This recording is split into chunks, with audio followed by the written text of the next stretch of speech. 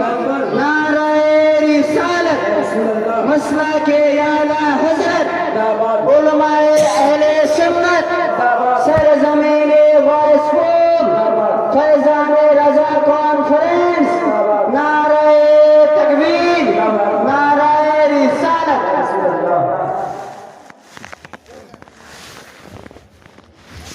इसका रिकॉर्ड हो रहा है सर।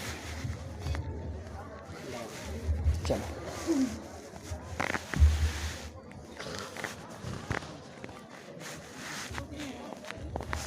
अस्सलामु अलैकुम वरहमतुल्लाहि वबरकातुह। अहमदुका अल्लाहुम्मा या मुजीब कुल्लि साइल वस्सलातु वस्सलामु अला मन हुवा अफदलुल वसाइल व अला आलिहि व अस्हाबिहि ज़बिल फ़दाइल। अम्मा बअद फ़क़द क़ाल अल्लाहु तआला फ़ी कलामिहिल मजीद बिस्मिल्लाहिर रहमानिर रहीम इन्ना दीना इंदल्लाहिल इस्लाम। सदक़ल्लाहुल अलियुल अज़ीम व सदक़ा रसूलुहुन नबियुल अमीनुल मकीनुल मतीनुल करीम बअदहु फ़िश्शान हबीबिहिल करीम इन्नल्लाहा व मलाइकतहु युसल्लूना अलन नबी या अय्युहल्लज़ीना आमनू सल्लू अलैहि व सल्लिमू तस्लीमा। अल्लाहुम्मा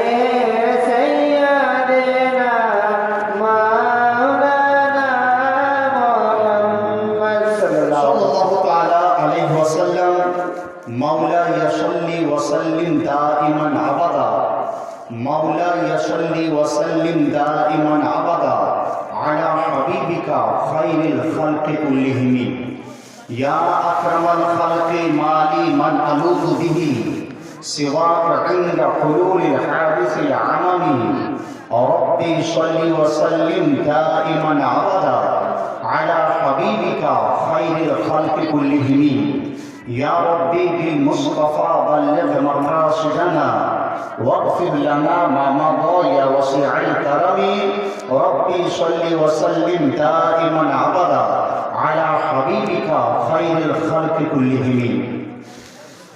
सरवर कहूँ के मालिक को मौला कहूँ तुझे, सरवर कहूँ के मालिक को मौला कहूँ तुझे, बागे खलील का गुले ज़ेबा कहूँ तुझे, तेरे तो बस आए तनाही से है गरीब, हैरा हो मेरे शाह मैं क्या क्या कहूँ तुझे। Respected ulamas, my honorable audience, tonight my subject is our holy religion.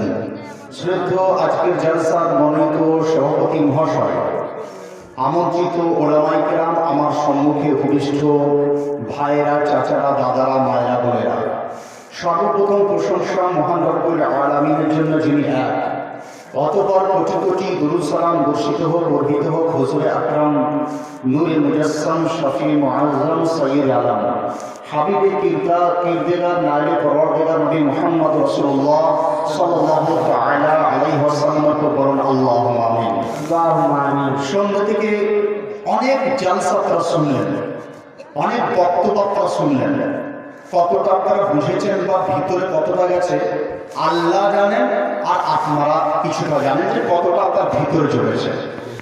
জালসা মানে এটা নয় যে পুরো রাত জালসা হলে আপনারা কিছুই শিখবেন না, আর জালসা মানে এটাও নয় যে শুধু সুর আর গাজাল। জালসা স্টেজকে বলা হচ্ছে ম্যান মেকিং সেন্টার, মানুষ তৈরির কারখানা। মানুষ তৈরির কারখানা বলতে অনেকে বুঝে আসতে পারে না, মৌলানা সাহেব কেমন কথা বলছেন। মানুষ তৈরির কারখানা মানে এটাই যে আপনার চরিত্রের মধ্যে যে খারাপি এসেছে সেই চরিত্রকে খারাপি দূর করে সঠিক মানুষ হওয়ার বার্তা জালসা স্টেজ থেকে পাওয়া যায়। সুবহানাল্লাহ। ম্যান মেকিং সেন্টার মানে কি বোঝায়? ম্যান মেকিং সেন্টার বলতে এটা যে মুসলমান হওয়ার পরও আপনি ধর্ম সম্বন্ধে কিছু জানেন না, জালসা স্টেজে আসার পর ওলামায়ে কেরামের বক্তব্য শুনুন, আপনি মানুষ কাকে বলে, মুসলমান কাকে বলে, দ্বীন ইসলাম কি সম্বন্ধে আপনি জানতে পেরে যাবেন। ম্যান মেকিং সেন্টার জালসাকে এই কারণে বলা হয়েছে যে একজন মিথ্যাবাদীকে কিভাবে মিথ্যা ছাড়িয়ে সঠিক সত্যবাদী বানাতে হবে, এই জালসার দ্বারাতেই সেটা বুঝতে পারা যায়। জি বেশক। আর আমাদের একটা আফসোসের বিষয় যে যখন আপনার ঘুমানোর সময় তখন মানে সেই সকল বক্তাদেরকে দেওয়া হয় যাদের বক্তব্যের দ্বারা কিছুটা আমরা শিখতে পারি। যখন মানুষ ঘুমাচ্ছে ঝিমুচ্ছে কবরে আজান দেওয়ার মতো অবস্থা হয়ে যাবে। তো যাই হোক, আমি অল্প সময় আপনাদের কাছে থাকবে এবং আমি জানতে চেষ্টা করবো, বুঝতে চেষ্টা করবো যে আপনারা কতটা জেগে আছেন বা কিভাবে এনার্জি আপনাদের রয়েছে। দোয়া হচ্ছে এমন একটা জিনিস, দেখুন বাচ্চা থেকে বাচ্চা, ছোট থেকে বড়, গরিব থেকে ধনী, আপনার মা ভাই বাপ বোন সকলের জন্য জরুরি হচ্ছে দোয়া। দোয়া হচ্ছে মাখুল এবাদতের মগজ বলা হয়েছে। আর দোয়ার জন্য আলহামদুলিল্লাহ বহু জলসা শুনেছেন। মাওলানা আলিমউদ্দিন সাহেব বলছিলেন যে 20 বছর 30 বছর ধরে আপনার এলাকায় জলসা শোনাচ্ছেন, তো জলসা আপনারাও শুনছেন, কিন্তু জানেন কি যে একদিন যদি জলসার দোয়া যদি একবার কবুল হয়ে যায় তাহলে আপনার জিন্দেগি আপনার জন্য সঠিক সাকসেসফুল আপনার হয়ে যায়।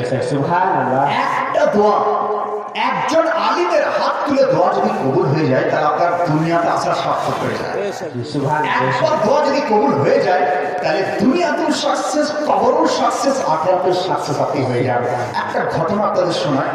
আল্লাহর ওলি, বিখ্যাত আল্লাহর ওলি, যার নাম মনসুর আম্মার। আল্লাহর ওলি মনসুর আম্মার তিনি এইভাবে খেতাব করছিলেন, আমাদের মতো নয়, তিনি আল্লাহ ওয়ালা ছিলেন, আমরা তো ধরুন আনপড় বা কমজোর লোক। তো মনসুর আম্মার তিনি ওয়াজ করছেন জনসম্মুখে, বহু লোক বসে আছেন। হঠাৎ মাঝখান থেকে একজন উঠে বলছে, হুজুর আপনি আমার জন্য একটু দোয়া করে দেন আর আমাকে 4 দিনার দিয়ে দেন। কত দিনার? 4 দিনার, সোনার মুদ্রা।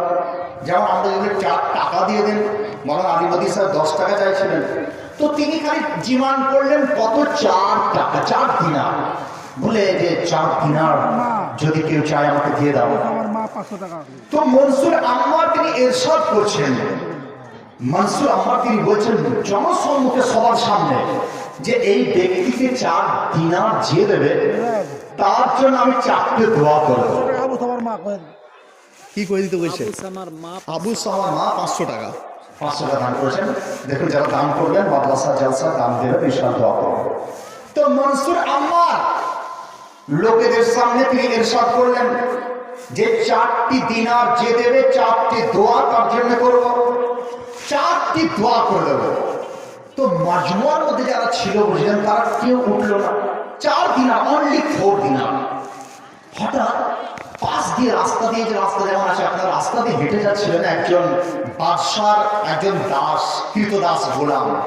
সেই গোলাম 4 দিনার নিয়ে বেরিয়েছে কোন একটা কাজের জন্য, বাদশা পাঠিয়েছে যে দোকান থেকে এই কিনে নিয়ে, দোকান থেকে কিনে নিয়ে।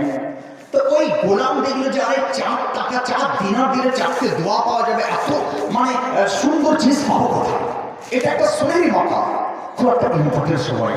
তো ওই ব্যক্তি দাস তিনি চলে আসছেন, আসার পরে মনসুর আম্মার আল্লাহর ওলির হাতে 4 দিনার দিয়ে ওঠে, হুজুর এই 4 দিনার নেন আর আমার জন্য 4টে দোয়া আপনি করে দেন। তো মনসুর আম্মার তিনি ওই ব্যক্তিকে ডেকে বলছেন তুমি 4 দিনার ডিমান্ড করেছো? বলে হ্যাঁ। 4টে দিনার তিনি দিয়ে দিচ্ছেন। এরপরে এই দাসকে বলছেন বলো তুমি কি চাও, 4টে দোয়া, কি দোয়া চাও? খুব মনোযোগ সহকারে শুনবেন। হয়তো আমার ভাষা আপনারা বুঝতে পারছেন কিনা আমি বুঝতে পারছি না, কিন্তু আপনারা শোনার চেষ্টা করবেন। 4টে দোয়া কি চাইছেন দেখুন। তো দাস তিনি বলছেন, গোলাম তিনি বলছেন, হুজুর আমি একজন দাস, আমি একজন গোলাম, তো আপনি আমার জন্য দোয়া করুন যেন গোলামি থেকে ছুটকারা পেয়ে যায়, গোলামি থেকে মুক্তি পেয়ে যায়। বলে আচ্ছা ঠিক আছে, আল্লাহ একে তুমি গোলামি থেকে মুক্তি দিয়ে দাও। দ্বিতীয় দোয়া, বলে হুজুর দ্বিতীয় দোয়া এটাই, আপনি দোয়া করুন যেন বদলার পরিবর্তে বদলা পেয়ে যায়। 4 দিনার দিয়েছি, 4 দিনার নিয়ে বেরিয়েছিলাম, যেন এর সুন্দর বদলা আল্লাহ আমাকে দিয়ে দেন। দোয়া করছেন হে আল্লাহ একে তুমি বদলার পরিবর্তে, দানের পরিবর্তে বদলা দিয়ে দাও। 3 নাম্বার, বলে 3 নাম্বার দোয়া হচ্ছে এটাই, আপনি দোয়া করুন যে আমার মালিক যিনি, বাদশাহ যিনি, তিনি হচ্ছেন গায়ের কম, ইসলাম সে বোঝে না, তার যেন কলমা নসিব হয়ে যায়, কালমা যেন করতে পারে যায়। তো বললে আল্লাহ রাব্বুল আলামিন তুমি তার মনিবকে কলমা নসিব করে দাও। 4 নাম্বার কি, বলে হুজুর 4 নম্বর দোয়া এটাই করুন যে এই মজমুয়াতে যতজন বসে আছে সকলকে আমাকে আমার মনিবকে যেন আল্লাহ জান্নাত প্রদান করে দেন। সুবহানাল্লাহ সুবহানাল্লাহ। এখন দোয়ার বরকত, হোয়াট ইজ দ্য ইম্পর্টেন্স, এর উপকার কি রয়েছে? শুধু জালসা মানে গাজাল শোনার নাম নয়, কিছু জিনিস নিয়ে যাওয়ার নামও দোয়া রয়েছে। বেশক বেশক। একটা দোয়া কি বললেন যে হুজুর আপনি লাস্ট দোয়া করুন যেন এই মজমুয়াতে যতজন আছে সকলে যেন জান্নাতে চলে যায়। সুবহানাল্লাহ। আচ্ছা আপনারা তো অনেক জালসা শুনেছেন, আপনাকে একটা খবর শুনলি রাসূল পাক তার সাহাবীকে বলেন, হে সাহাবী আলা উখবিরুকুম বিআহলিল জান্নাহ, আমি কি তোমাদেরকে জান্নাতীদের খবর শোনাবো না? জান্নাতে কারা যাবে, জান্নাতে কারা হবে, জান্নাতি কারা হবে? আপনারা অনেক কোটিপতিকে দেখছেন দুতলা চারতলা বাড়িওয়ালাকে দেখার পর নিজেকে খুব কমজোর ভাবেন যে আমি কমজোর, অত বড় লোকের বাড়ি রয়েছে, ওদের বাড়ির পাশ দিয়ে হয়তো যেতে পারবো না, তার বাড়ির কাছে যেতে পারবো না, তার এত কোটি টাকা রয়েছে, এত লাখ টাকা রয়েছে, আপনি কমজোর ভাবেন। কিন্তু খুশ হয়ে যান, সমস্ত দুনিয়ার বাদশাহ কুল কায়নাতের মালিক ও মুক্তা তিনি খুশির সংবাদ দিচ্ছেন। তিনি বলছেন আলা উখবিরুকুম বিআহলিল জান্নাহ, সাহাবী তোমাদেরকে কি জান্নাতীদের খবর বলবো না? গভীর রাত, রাত প্রায় 1:30, রাসূল পাকের বাণী আপনাদের শোনাতে চাই যে রাসূলের পাক কিভাবে মেসেজ দিচ্ছেন, যে রাসূলের পাক সাহেবে লাওয়াকে চিনা আব্দুল আলমী পবিত্র কালাম মজিদের মধ্যে তিনি বলেন ওয়া রাফা'না লাকা যিকরা, বেশক। হে মুস্তাফা আপনার মান, আপনার শান, আপনার ইজ্জতকে আমি আল্লাহ এত বাড়িয়েছি যেখানে আমার জিকির হবে সেখানে আপনার জিকির হয়ে যাবে, সুবহানাল্লাহ। যেখানে আমার চর্চা সেখানে আপনার চর্চা, যেখানে আমার গুণগান সেখানে আপনার গুণগান। তাই তো আমরা বলি হ্যাঁ হ্যাঁ কোরআন শরীফের মধ্যে আল্লাহর গুণগানের পরে নবী মুস্তাফার গুণগান, হাদিস শরীফের মধ্যে আল্লাহর গুণগান পরে রাসূলুল্লাহর গুণগান, নামাজের মধ্যে আল্লাহর চর্চা রাসূলুল্লাহর চর্চা, হজের মধ্যে আল্লাহর চর্চা রাসূলুল্লাহর চর্চা, যাকাতের মধ্যে আল্লাহর চর্চা রাসূলুল্লাহর চর্চা, জিকির আজকারের মধ্যে আল্লাহর চর্চা রাসূলুল্লাহর চর্চা, আপনার জিন ইনসানের মুখের মধ্যে আল্লাহর চর্চা, তারপর রাসূলুল্লাহর চর্চা, যেখানে যেখানে আল্লাহর জিকির সেখানে সেখানে ওই মুস্তাফার জিকির হয়েছে। সুবহানাল্লাহ সুবহানাল্লাহ। আর মুস্তাফার জিকির আপনি মানুন না মানুন সারা বিশ্বে রাসূল পাকের জিকির আম হয়ে যাচ্ছে। বেশক। আলা হযরত তিনি বলেন জিকির উনকা আম हो ही जाएगा, রাসূলুল্লাহর জিকির আম হয়ে যাবে। আর রাসূলের পাক সর্বশ্রেষ্ঠ মানুষ। যদি আপনাকে জিজ্ঞাসা করেন who is the greatest person in this world, সারা বিশ্বের মধ্যে সর্বশ্রেষ্ঠ মানুষকে, তা আপনি কোন হয়তো পার্টির নেতার কথা বলেন, কোন লিডারের কথা বলেন, কিন্তু মুমিন মুসলমান কখনো এটা বলে না। মুমিন মুসলমান তারা এটাই বলে সবসে আওলা ওয়ালা হামারা নবী, সুবহানাল্লাহ। सबसे बाला वाला हमारा नबी, सारे ऊंचों में ऊंचा समझे जिसे है उस ऊंचे से ऊंचा हमारा नबी। আমাদের আকীদা এটাই হবে যে আকীদা এটাই যে সর্বশ্রেষ্ঠ মানব রাসূলুল্লাহ সাল্লাল্লাহু আলাইহি সাল্লাম। দেখুন সেই রাসূল পাকের কথা বলার যোগ্যতা আমাদের নাই, রাসূল পাকের নাম নেওয়ার মতো মুখ আমাদের নাই, জবান আমাদের মধ্যে নাই।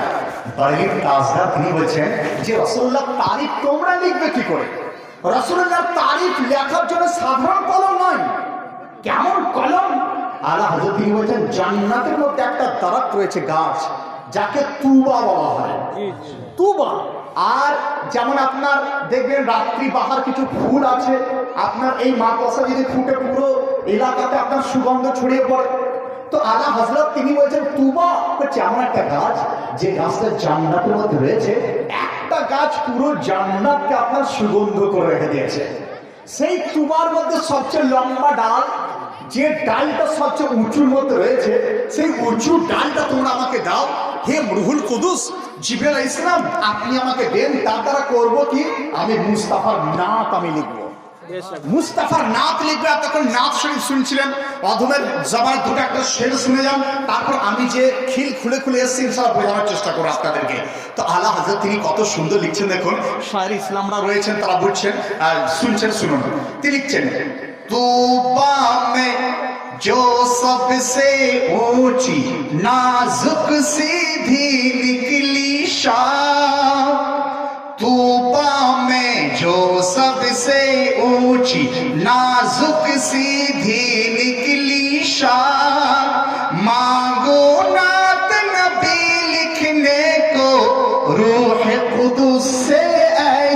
शान मांगो नात नबी लिखने को रूह कुदुस से ऐसी शान सल्लल्लाहु अलैहि नबी सल्लल्लाहु अलैहि नबी की वजह तुबा में जो सबसे ऊंची জান্নাতের দরজা তুবা তার মধ্যে সবচেয়ে উঁচু গাছ যেটা তার মধ্যে নাজুক সিধি নিকলি শাখ তার মধ্যে সবচেয়ে সোজা যে ডাল শাখ মানে ডাল সেটা আমাকে দাও কি করব মাঙ্গু নাতে নবী লিখনে কো রূহে কুদুস সে ऐसे শাখ সেই ডাল দ্বারা কি করব নবী মুস্তাফার জিকির আজকার আমি করব সেই গাছের বর্ণনা দিতে গিয়ে আবার তিনি কি লিখছেন এখন মাওলা গুলবুন রহমত জাহরা সিবতাইন ইসকি কলিয়া ফুল মাওলা গুলবুন গুলবুন মানে পওধা আপনার ফুলের পওধা হয় দেখবেন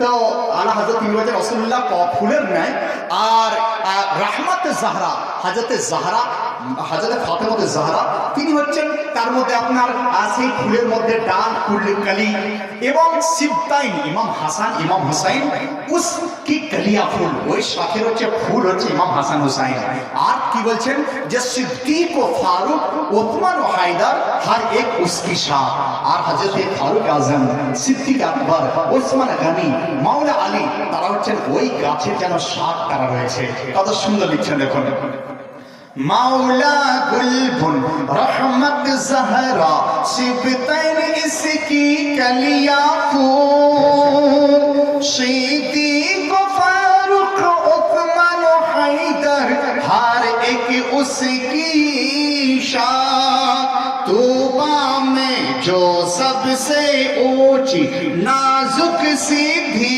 निकली शान मांगू नात नबी लिखने को रूह कुदुस से ऐसी शान যাই হোক গভীর রাত্রে রাত্রে শুনছেন আমি তশরিহ করতে গেলে সময় হয় ইনশাআল্লাহ একটা দুটো শের আপনাদের সঙ্গে বলে দেবো তো আলা হযরত তিনি বললেন রাসূল পাকের শান এত বড় এত উঁচু যে দুনিয়ার কোনো কলম নয় দেখেন কেউ কোথাও যেয়েন না এনার পরে আবার মাওলানা ইব্রাহিম কলিমি সাহেব আসবেন মঞ্চে আপনারা ধৈর্য সহকারে বসে থাকেন ইনশাআল্লাহ আবার সুরেলি বক্তা আসছেন যিনাকে প্রথম শুনেছিলেন উনি আবার আসছেন আপনারা যেয়েন না তো যাই হোক শোনার চেষ্টা করুন তাহলে আপনারা এটা বুঝছেন যে আমরা এই যে জালসার মজলিস ম্যান মেকিং সেন্টার তো রাসূল পাক তিনি বলছেন আলা উখবিরুকুম বিআহলি জান্নাহ আমি কি তোমাদের জান্নাতের খবর দেব না অনেক লোক চলে যাচ্ছেন দেখুন আমি রিকোয়েস্ট করব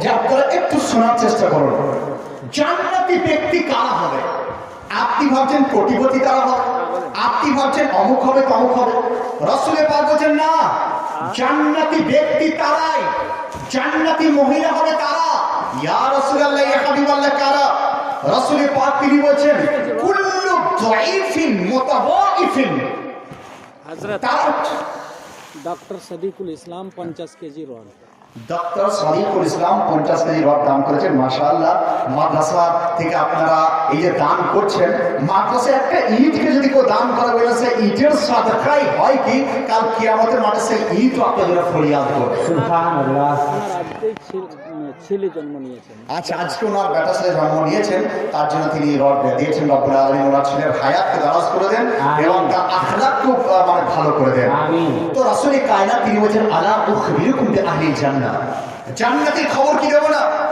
সাহাবীরা ইরশাদ করেন ইয়া রাসূলুল্লাহ ইয়া হাবিবাল্লাহ আপনি বলে দেন তো হুজুর ইরশাদ করেন কুল্লু দাঈফিন মুতাদাঈফিন লাউ আকসামা আলা আল্লাহ লা আবাররা জান্নাতি ব্যক্তি তারা সবচেয়ে কমজোর যাকে তোমরা ভাবো দুনিয়ার মধ্যে সবচেয়ে কমজোর যার কাপড় হয়তো মুশরা রয়েছে যাকে দেখতে কমজোর মনে হয় দুর্বল মনে হয় হে সাহাবী আমি জান্নাতের মধ্যে বেশিরভাগ ওই লোকদেরকে আমি দেখেছি বোঝা গেল বেশিরভাগ জান্নাতি হবে কারা যারা মিসকিন যাদের থাকার ঘর নেই যাদের পরার কাপড় নেই যারা সকালে কি খাবে রাতে কোনো খবর থাকে না রাতে কি থাকে সকালে কোনো খবর থাকে না যারা আপনার লোকের কাছে নিয়ে খায় তাদের খবর শুনে থাকি যে তা হচ্ছে বেশিরভাগ তাদেরকে জান্নাতে দেখেছি তার মানে এটা ভাববেন না যে আপনার দুর্বল মানে আমরা দুর্বল রয়েছি, গুটকা খেয়ে আমরা জান্নাতে যাব, দুর্বল রয়েছি এইদিকে খারাপ কাজ করে জান্নাতে যাব, অসম্ভব এটা নয়। রাসূলের পাক যে দুর্বলদের কথা বলেছিলেন তারা দেখতে দুর্বল, দেখতে কমজোর, দিনের বেলায় লোকেদের কাছে কমজোর হয়ে থাকে, কিন্তু রাতের বেলায় যখন মুসাল্লা আপনার পেরে দেয়, মুসাল্লা পারার পর যখন সিজদা করে রব্বুল আলামিনকে তারা রাজি করিয়ে দেয়। সুবহানাল্লাহ। লাউ আকসামা আলাল্লাহ লা আবাররা, যদি সে আল্লাহর নামে কসম খায় রব্বুল আলামিন তার কসমকে পূরণ করে দেন, তাই হচ্ছে জান্নাতি ব্যক্তি। আবার রাসূল পাক তিনি বলেছেন আলা উখবিরুকুম বিআহলিল জান্নাহ মিন নিসাইকুম আও কামা কাল, আমি কি ওই মহিলাদের খবর দেব না যাদেরকে আমি জান্নাতে বেশি দেখেছি? ইয়া রাসূলুল্লাহ আপনি বলে দেন। রাসূল পাক বলেন যে মহিলার চেহারা বাইরের লোক দেখতে পায় না, যে মহিলা নিজের ঘরের কুঠির মধ্যে থাকে আর মুসাল্লার মধ্যে আল্লাহর দরবারে সিজদা রোজ করে, দুবেলা যদি খেতে নাও পায় সে কোনোদিন তার স্বামীর কাছে কোনো রকম দাবি সে করে না, রব্বুল আলামিনের দরবারে টুকরে টুকরে কেঁদে সে এটাই চায়, হে আল্লাহ দুনিয়াতে কষ্ট যদি পাই অসুবিধা নাই, যেন কাল কিয়ামতের মাঠে জান্নাতটা আমি পেয়ে যাই। সুবহানাল্লাহ। কাল আপনারা পেয়ে গেলেন। আজ অনেক মা বোন রয়েছেন আলহামদুলিল্লাহ, ছেলেদের তুলনায় অনেক মা বোন। আপনাদের কিছু ইম্পর্টেন্ট কথা আপনি শোনাবো, যদি আপনার মানে আগ্রহ থাকে তাহলে বুঝলেন যে জান্নাতি মেয়ে কারা, জান্নাতি রমণিকা, জান্নাতে ওই সকল মেয়ে যাবে। সমস্ত এলাকার মানুষ যখন রাতে ঘুমিয়ে পড়ে ওই মা উযু করার পর নিজের কুঠিতে যায়, মুসাল্লা পাতার পর রব্বুল আলামিনের দরবারে আপনার সিজদাতে পড়ে গিয়ে টুকরে টুকরে কাঁদতে কাঁদতে আপনার সেই রাত পার করে দেয়, সে হচ্ছে জান্নাতি রমণীর মধ্যে রয়েছে। আবার রাসূল পাক তিনি বলেন যে বেশিরভাগ রমণীকে আমি জাহান্নামের মধ্যে দেখলাম। ইয়া রাসূলুল্লাহ তারা কারা? রাসূল পাক বলেন তারা হচ্ছে তারাই যে স্বামীর ঘরে তারা থাকে সেই স্বামীর বদনাম তারা করে বেড়াতো, যে স্বামীর ঘরে তারা থাকতো সেই স্বামীর নামে বিভিন্ন আপনার রচনা, বিভিন্ন প্রয়োজনা ঝগড়া তারা করতো। এই ধরনের মহিলারা, বেপরদা মহিলাদেরকে বেশিরভাগ জাহান্নামে দেখেছি। যে মহিলারা আপনার রাস্তায় বেরোতো কাপড় রাখতো না, যে মহিলারা আপনার মিথ্যা কথা বলতে গীবত করতো, তাদেরকে জাহান্নামের মধ্যে দেখেছি। তাহলে বোঝা গেল জান্নাতে কারা জাহান্নামে কারা পরিচয়টা আপনারা পেয়ে গেলেন। এরপর আমাকে দেখুন আমাদের টার্গেট কি।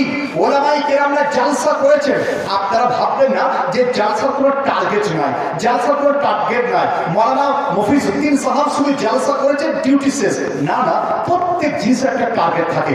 একটা নেতার টার্গেট আগামী ইলেকশনে যেন সে জিততে পারে, একজন মাস্টারের টার্গেট তার ছাত্র সংখ্যা যেন বাড়তে পারে, একজন বিজনেসম্যানের টার্গেট তার যেন বিজনেস আপনার বেশি হয়ে যেতে পারে। প্রত্যেকের টার্গেট থাকে। আমাদের টার্গেট কি? What is our target? আমাদের টার্গেট কি রয়েছে শুনবেন। আমাদের টার্গেট এটাই যে আপনাদের মধ্যে যারা বেনামাজি রয়েছেন তাদেরকে নামাজি বানাবো কি করে।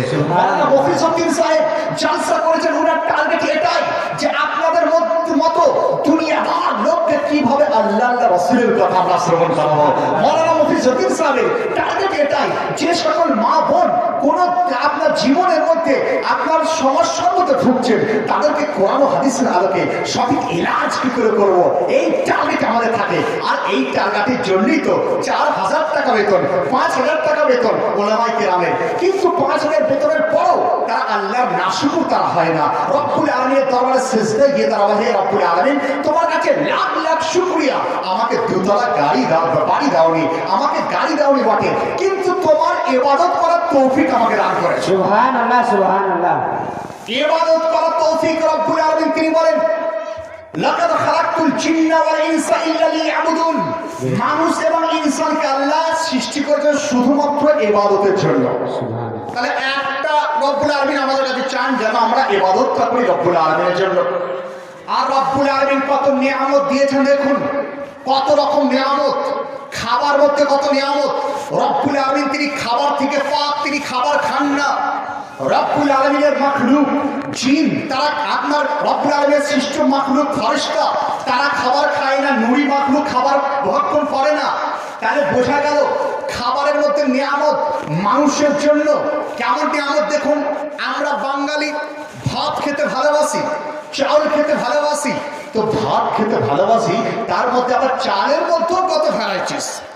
আমি বর্ধমানের লোক, আমি আপনার মিনিকেট খেতে ভালোবাসি, মোটা চাল খেতে ভালোবাসি।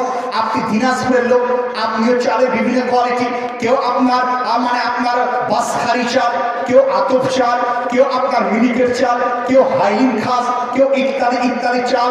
তাহলে চালের মধ্যে ভ্যারাইটিস রব্বুল আলামিন দিলেন কাদের জন্য? রব্বুল আলামিন নিজে খাবার থেকে পবিত্র, আপনার ফেরেশতারা খাবার থেকে পবিত্র। বোঝা গেল বাসখারি চাল আমাদের জন্য, আতপ চাল আমাদের জন্য। আমরা খাবো, আমরা ভক্ষণ করব, তার জন্য মিনিকেট চাল আমরা খাবো, আমরা ভক্ষণ করব, তার জন্য বিরিয়ানির বিভিন্ন আপনার চাল আমরা খেতে পারি। নিয়ামত দিয়েছেন আমাদের জন্য। সারা বছর আপনি শুধু চাল খেয়ে ভাত খেয়ে থাকতে পারেন না, তার জন্য সবজি খাবেন। রব্বুল আলামিন কত মেহেরবানি করলেন, কত নিয়ামত প্রদান করলেন। সবজির মধ্যে কত ভ্যারাইটিস, কোথাও আলু, কোথাও টমেটো, কোথাও বেগুন, কোথাও মূলো, কোথাও বিভিন্ন বিভিন্ন সবজি দিলেন কাদের জন্য?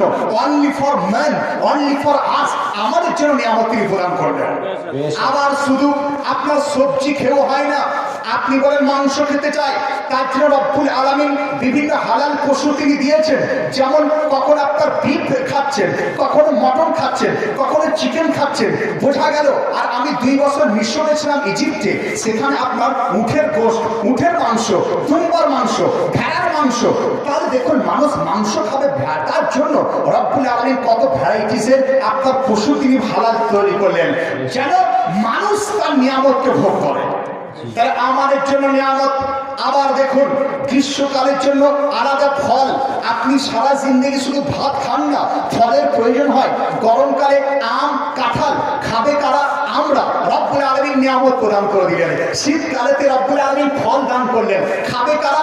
আমরা খাবো। তার জন্য শীতকালে লেবু, সান্তারা, আপনার কাজু ইত্যাদি ইত্যাদি বিভিন্ন জিনিস রব্বুল আলামিন দান করে দিলেন। তাহলে আমরা যেন খাই, আমরা যেন খাই। কিন্তু দেখুন এত নিয়ামত পাওয়ার পর আবার একটু হাই ফাই নিয়ে যায়। কারণ আমাদের শ্রোতারা যারা গাজল শোনা অভ্যাস, তারা হাই ফাই বক্তব্য শুনতে চায় না। আমি এক জায়গায় বক্তব্য রাখছিলাম, বলছে মুফতি সাহেব খুব হাই ফাই, কিন্তু আমি হাই ফাই বলতে আপনাদের সঙ্গে আজ কত বলবো না। আমার ইংলিশ আরবিতে এত বললেন করে বক্তব্য করার চেষ্টা করি যেন শিক্ষিত লোকেরা জানতে পারে যে না, মৌলবীদেরকে আমরা ভাবি যে কিছু জানে না, এটা নয়, আলিমরা অনেক কিছু জানতে পেরে যায়। আর আলিম মানে তারাই যাদের মধ্যে সমস্ত জ্ঞান থাকবে। হযরত আলী শের খোদার দরবারে একজন ব্যক্তি বলছেন, ইয়া আলী, আপনি একজন ব্যক্তির নাম বলেন যার সঙ্গে আমার মেয়ের বিবাহ দেবো। বলে কেন, কোনো ছেলে পাচ্ছ না? বলছে হুজুর আমি এটা চেয়েছি যে এমন একজন ব্যক্তি যে সারা বিশ্বের জ্ঞান তার মধ্যে রয়েছে, সেই ধরনের লোকের সঙ্গে বিবাহ দিতে চান। তো হযরত আলী শের খোদা বলছেন যাও একজন আলিমের সঙ্গে বিবাহ দিয়ে দাও। সুবহানাল্লাহ। তিনি আলিম, কারণ একজন আলিম মানেই তার মধ্যে সমস্ত জ্ঞান তার মধ্যে রয়েছে। হ্যাঁ হতে পারে আমি না পড়ার জন্য আমি সেই জ্ঞান সঠিকভাবে পাইনি, সেটা আমার দুর্বলতা, কিন্তু আলিমের দুর্বলতা নাই। কারণ আলিমদের সরকার রাসূলের পাক সাল্লাল্লাহু আলাইহি ওয়াসাল্লাম তিনি ইরশাদ করেন, আর রহমানু আল্লামাল কোরআন। হে মুস্তাফা, আপনাকে কোরআন শিক্ষা দিয়েছি। রব্বুল আলামিন তার হাবিবকে কোরআন তিনি শিক্ষা দান করেছেন। আর কোরআনের মধ্যে কি রয়েছে? রব্বুল আলামিন তিনি বলেন তিবিয়ানান লিকুল্লি শাই, সারা বিশ্বের জ্ঞান কোরআন শরীফের মধ্যে রয়েছে। সুবহানাল্লাহ, সুবহানাল্লাহ। তাহলে কোরআন শরীফের মধ্যে বিজ্ঞানের জ্ঞান, কোরআন শরীফের মধ্যে দর্শন, কোরআন শরীফের মধ্যে আপনার সারা বিশ্বের সমস্ত ইতিহাস, ভূগোল, আপনার পলিটিক্স থেকে শুরু করে প্রত্যেকটা জ্ঞান কোরআনুল মাজিদের মধ্যে। আপনি বলেন একটু উদাহরণ দিয়ে দেন, একটু উদাহরণ দিয়ে দেন। আপনাকে উদাহরণ তো ইনশাআল্লাহ কয়েকটা শোনাবো, তাতে বুঝতে পারুন না পারুন, যদি আপনারা উঠে চলে যান অসুবিধা কিচ্ছু নাই। আমার এই পয়েন্টটা শেষ না করে আমি বক্তব্য শেষ করবো না, রব্বুল আলামিন তৌফিক দান করেন। যদি চলে যান তার জন্য আমি এই আপনার এই খাম্বাকে আমি ওয়াজ শোনাবো। যদি আপনারা চলে যান ব্রড লাইটকে ওয়াজ শোনাবো, শোনার চেষ্টা করুন। যাদের বক্তব্যের দ্বারা সমাজের আপনার উন্নতি, তাদেরকে আমরা লাস্ট নাইটে দিই, যখন মানুষ ঝিমুতে শুরু করে। সকালে জিজ্ঞাসা করা হবে কেমন বক্তব্য দিয়েছিল, দিলে খুব ভালো, বুঝতে পারিনি, ঘুমিয়ে গেছে। অতএব ব্রাদার আপনাদের রিকোয়েস্ট আমি করি যে জলসা শুনে একটা জলসা আপনার জিন্দগি পরিবর্তন করে দেবে। সুবহানাল্লাহ, সুবহানাল্লাহ। One programme can change your life. একটা প্রোগ্রাম আপনার জিন্দগি পরিবর্তন করতে পারে। ইনশাআল্লাহ সেই ধরনের কথা আপনাদের শোনাবো। তাহলে এটা বুঝুন, এটা জানার চেষ্টা করলে সারা বিশ্বের জ্ঞান কোরআন শরীফের মধ্যে। আজকে বিজ্ঞান যেখানে ঠোকর খেয়েছে, কোরআন সঠিক সন্ধান দিয়ে দিয়েছে। বিজ্ঞান পড়েনি, আমার কোরআন পেয়ে গেছে। কিভাবে? আপনার ছেলেকে আপনি পড়ে পড়াচ্ছেন, স্কুলে পাঠিয়েছেন, তো স্কুলে যাওয়ার পর ভূগোল সে পড়ছে, ভূগোল পড়ার পর তার মধ্যে বইয়ে লেখা আছে যে মানে আপনার সূর্য স্থির, পৃথিবী ঘুরছে, পৃথিবী ঘুরছে, পৃথিবী ঘুরছে। আপনার ছেলে পড়ার পরে এসে বলছে, বাপ একটা জিনিস শিখেছি। বলে কি শিখলি? বলে আজকে আমাদের মাস্টার পড়িয়েছে যে যে পৃথিবীতে আমরা বাস করি সেই পৃথিবীটা সেটা নাকি ঘুরছে।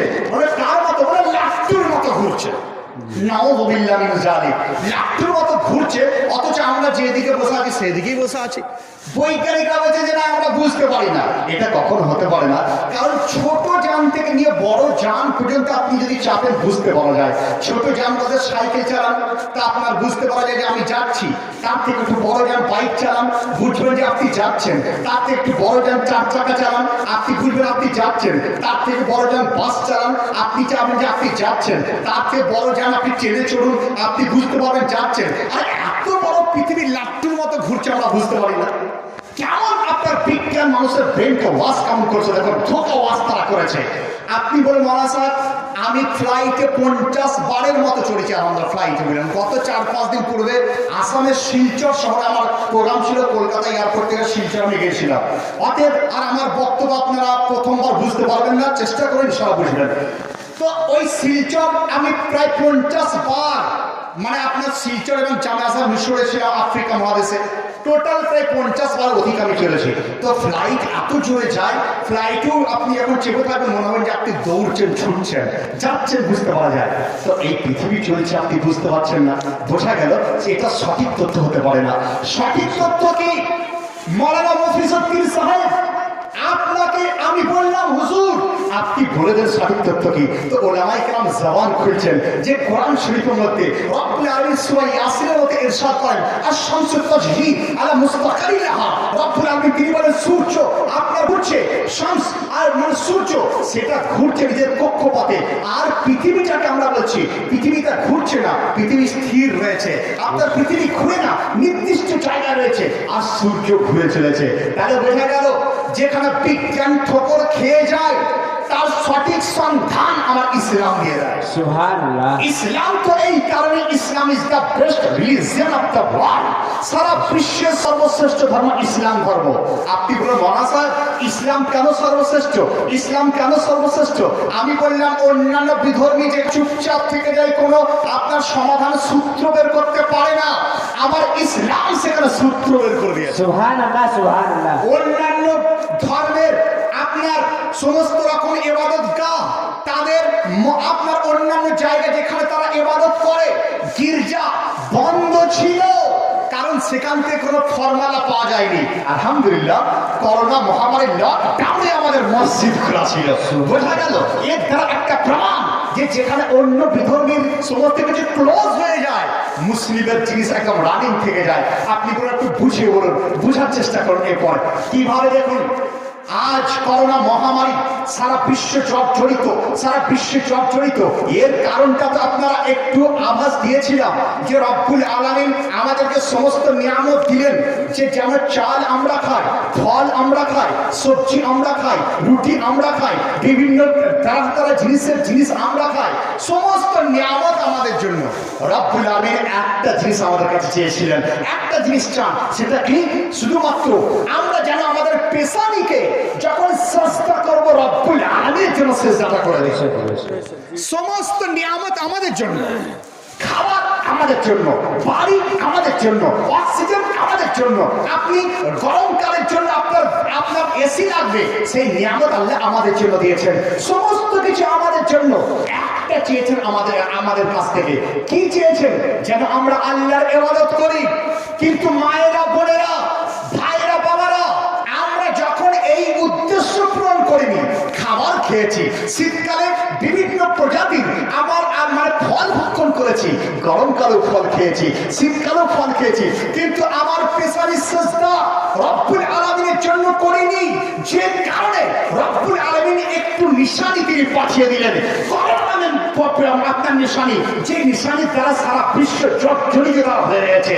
বোঝা গেল যে রব্বুল আলামিন যদি চান শুধুমাত্র কাশি আর আপনার জ্বরকে এমন একটা জিনিসের সিমটম করে দেন যার এলাজ কোনো দুনিয়ার লোক করতে পারে না, দুনিয়ার লোক করতে পারে না, সেই ধরনের বিমার তারা মুক্তালা করতে পারেন, তাহলে রব্বুল আলামিন যদি একটু জাহান্নামের আযাব দুনিয়াতে দিয়ে দেন, প্রত্যেকটা মানুষ জ্বরে পুড়ে ছারখার তারা হয়ে যায়। অতএব মায়েরা বোনেরা বোঝার চেষ্টা করুন যে আমাদের উদ্দেশ্য এটাই, জালসা শোনার পর কাল থেকে যদি আমরা সঠিকভাবে নামাজ পড়তে পারি তাহলে জানবো জালসা শোনা সাকসেসফুল আমার হয়ে গেছে। যদি আমরা কাল থেকে মিথ্যা বর্জন করে দিই, জানবেন যে জালসাতে আসার পর আপনার জিন্দগি পরিপূর্ণ হয়ে গেছে। কাল থেকে যদি যাওয়ার পর হালাল ভক্ষণ করতে পারেন, জানবেন যে আপনার জিন্দগি সুধরে গেছে। আর যদি হারাম খেয়ে থাকেন, আপনার পেটের বাচ্চা, আপনি চাইতেন যে আমি যত পারি খারাপ করব, আমার বেটা যেন খারাপ না হয়। বাপেরা অনেক সময় চায় যে আমি যত হারাম কাজ পারি করব, কিন্তু আমার বেটা যেন পরেজগার হয়, বেটা যেন নামাজি হয়। এটা সম্ভব নয়, অসম্ভব। এটা কখনো সম্ভব নয়। রব্বুল আলামিনের একটা মানহাজ রয়েছে, বুঝলেন? রব্বুল আলামিন যদি চান, তিনি বিনা মায়ের সন্তান তিনি জন্ম দিতে পারেন। রব্বুল আলামিন যদি চান, বিনা বাবার ছেলে তিনি মানে জন্ম দিতে পারেন। কেমন ভাবে মানে সৃষ্টি করতে পারেন? জন্ম সৃষ্টি এখানে কিভাবে? রব্বুল আলামিন আদম আলাইহিস সালামকে সৃষ্টি করলেন, রব্বুল আলামিন সৃষ্টি করলেন মা হাওয়াকে। তাদের বাপও ছিল না, মাও ছিল না। বোঝা গেল রব্বুল আলামিন মা বাপ ব্যতীত সন্তানের সৃষ্টি করতে পারেন, কিন্তু মানহাজ একটা দিলেন, মানহাজ দিলেন যে বিবাহর পরে তাদের সন্তানের জন্ম হবে। 100% মধ্যে এটাই নিয়ম। রব্বুল আলামিন যদি চান, একজন ডাকাতের ঘর থেকে আল্লাহর ওলির পয়দা করতে পারেন, আল্লাহর ওলির সৃষ্টি করতে পারেন, কিন্তু রব্বুল আলামিনের মানহাজ এটা নয় যে সব সময় এটা তিনি করবেন। বেশিরভাগ রব্বুল আলামিন এটা করেন যে মা পরেজগার হবে, বাপ পরেজগার হবে, তারপর তাদের ওরাস যাতে সন্তান সেও পরেজগার তৈরি হবে। রব্বুল আলামিন এটা চান যে মা যদি আপনার পরেজগারিনী যদি রাত্রি বেলাতে উঠে আল্লাহর ইবাদত করে, তার পেট থেকে সন্তান সেও নামাজি হয়ে যাবে। সুবহানাল্লাহ। কিন্তু কোন ডাকাত, কোন রাখেল, কোন আপনার মিথ্যাবাদী, কোন আপনার বেপরদা যে মহিলা আপনার ইসলাম বুঝে না, তার পেট থেকে আপনার ওলি তৈরি হতে পারে না। তার পেট থেকে একজন ওই স্বাভাবিক পয়দা হতে পারে, কিন্তু ওলি তৈরি হতে পারে না। হ্যাঁ, যদি কান্নাকাটি করেন, রব্বুল আলামিন চাইলে ওলিও হতে পারে, কিন্তু খুব রেয়ার, খুব কম। কি করে আপনি বললেন? কি করে আপনি বুঝবেন? হ্যাঁ, যখন আপনিও পরেজগারিনী, আপনার স্বামীও পরেজগারিনী, রাত্রিবেলায় যখন সারা দুনিয়া ঘুরিয়ে যায়, আপনারা মুসল্লা বিছিয়েছেন, নামাজ পড়ছেন, কান্নাকাটি করছেন, আর এটা চাচ্ছে যে আল্লাহ আমাদের সন্তান যেন সে সারাবি না হয়, আমার সন্তান যেন সে বেনামাজি না হয়, আমার সন্তান যেন আপনার গালি গালাজ দেওয়ালা না হয়। তো রব্বুল আলামিন যদি কবুল করেন, আপনার সন্তানকে ওলি তৈরি করতে পারেন। আর যদি আপনি বেনামাজি থেকে যান, হারাম খান, সারা জিন্দেগি যদি মেহনত করেন, আপনার সন্তান সে পরেজগার হতে পারে না। এটাই তো মানহাজ। রাসূল করিম সাল্লাল্লাহু আলাইহি ওয়াসাল্লাম উনার আপনার কন্যা মা ফাতেমাতুজ জাহরা এত বড় আপনার মানে ইবাদত গুজার তিনি ছিলেন যে একটা সিজদাতে এশার ওযুতে ফজরের নামাজ তিনি পড়তেন, একটা সিজদা করতেন, ফজর ওয়াক্ত চলে আসতো। তাহলে মা যখন এত বড় আপনার পরেজগারিনী, আর বাপ কেমন শেরে খোদা মুশকিল কুশা হায়দার কাররা, যে হায়দার কাররা তিনি বলেন যে যদি মদের শরাবের একটা ফোঁটা দরিয়াতে পড়ে যায়, সেই দরিয়ার পানি যদি শুকিয়ে যায়, শুকিয়ে যাওয়ার পর সেই দরিয়াতে যদি ঘাস জন্মায়, আর ওই ঘাসটা যদি কোনো বকরি খায়, ওই বকরির গোশত আমি আলি স্পর্শ করবো না। কত বড় নফরত শরাবের পরে।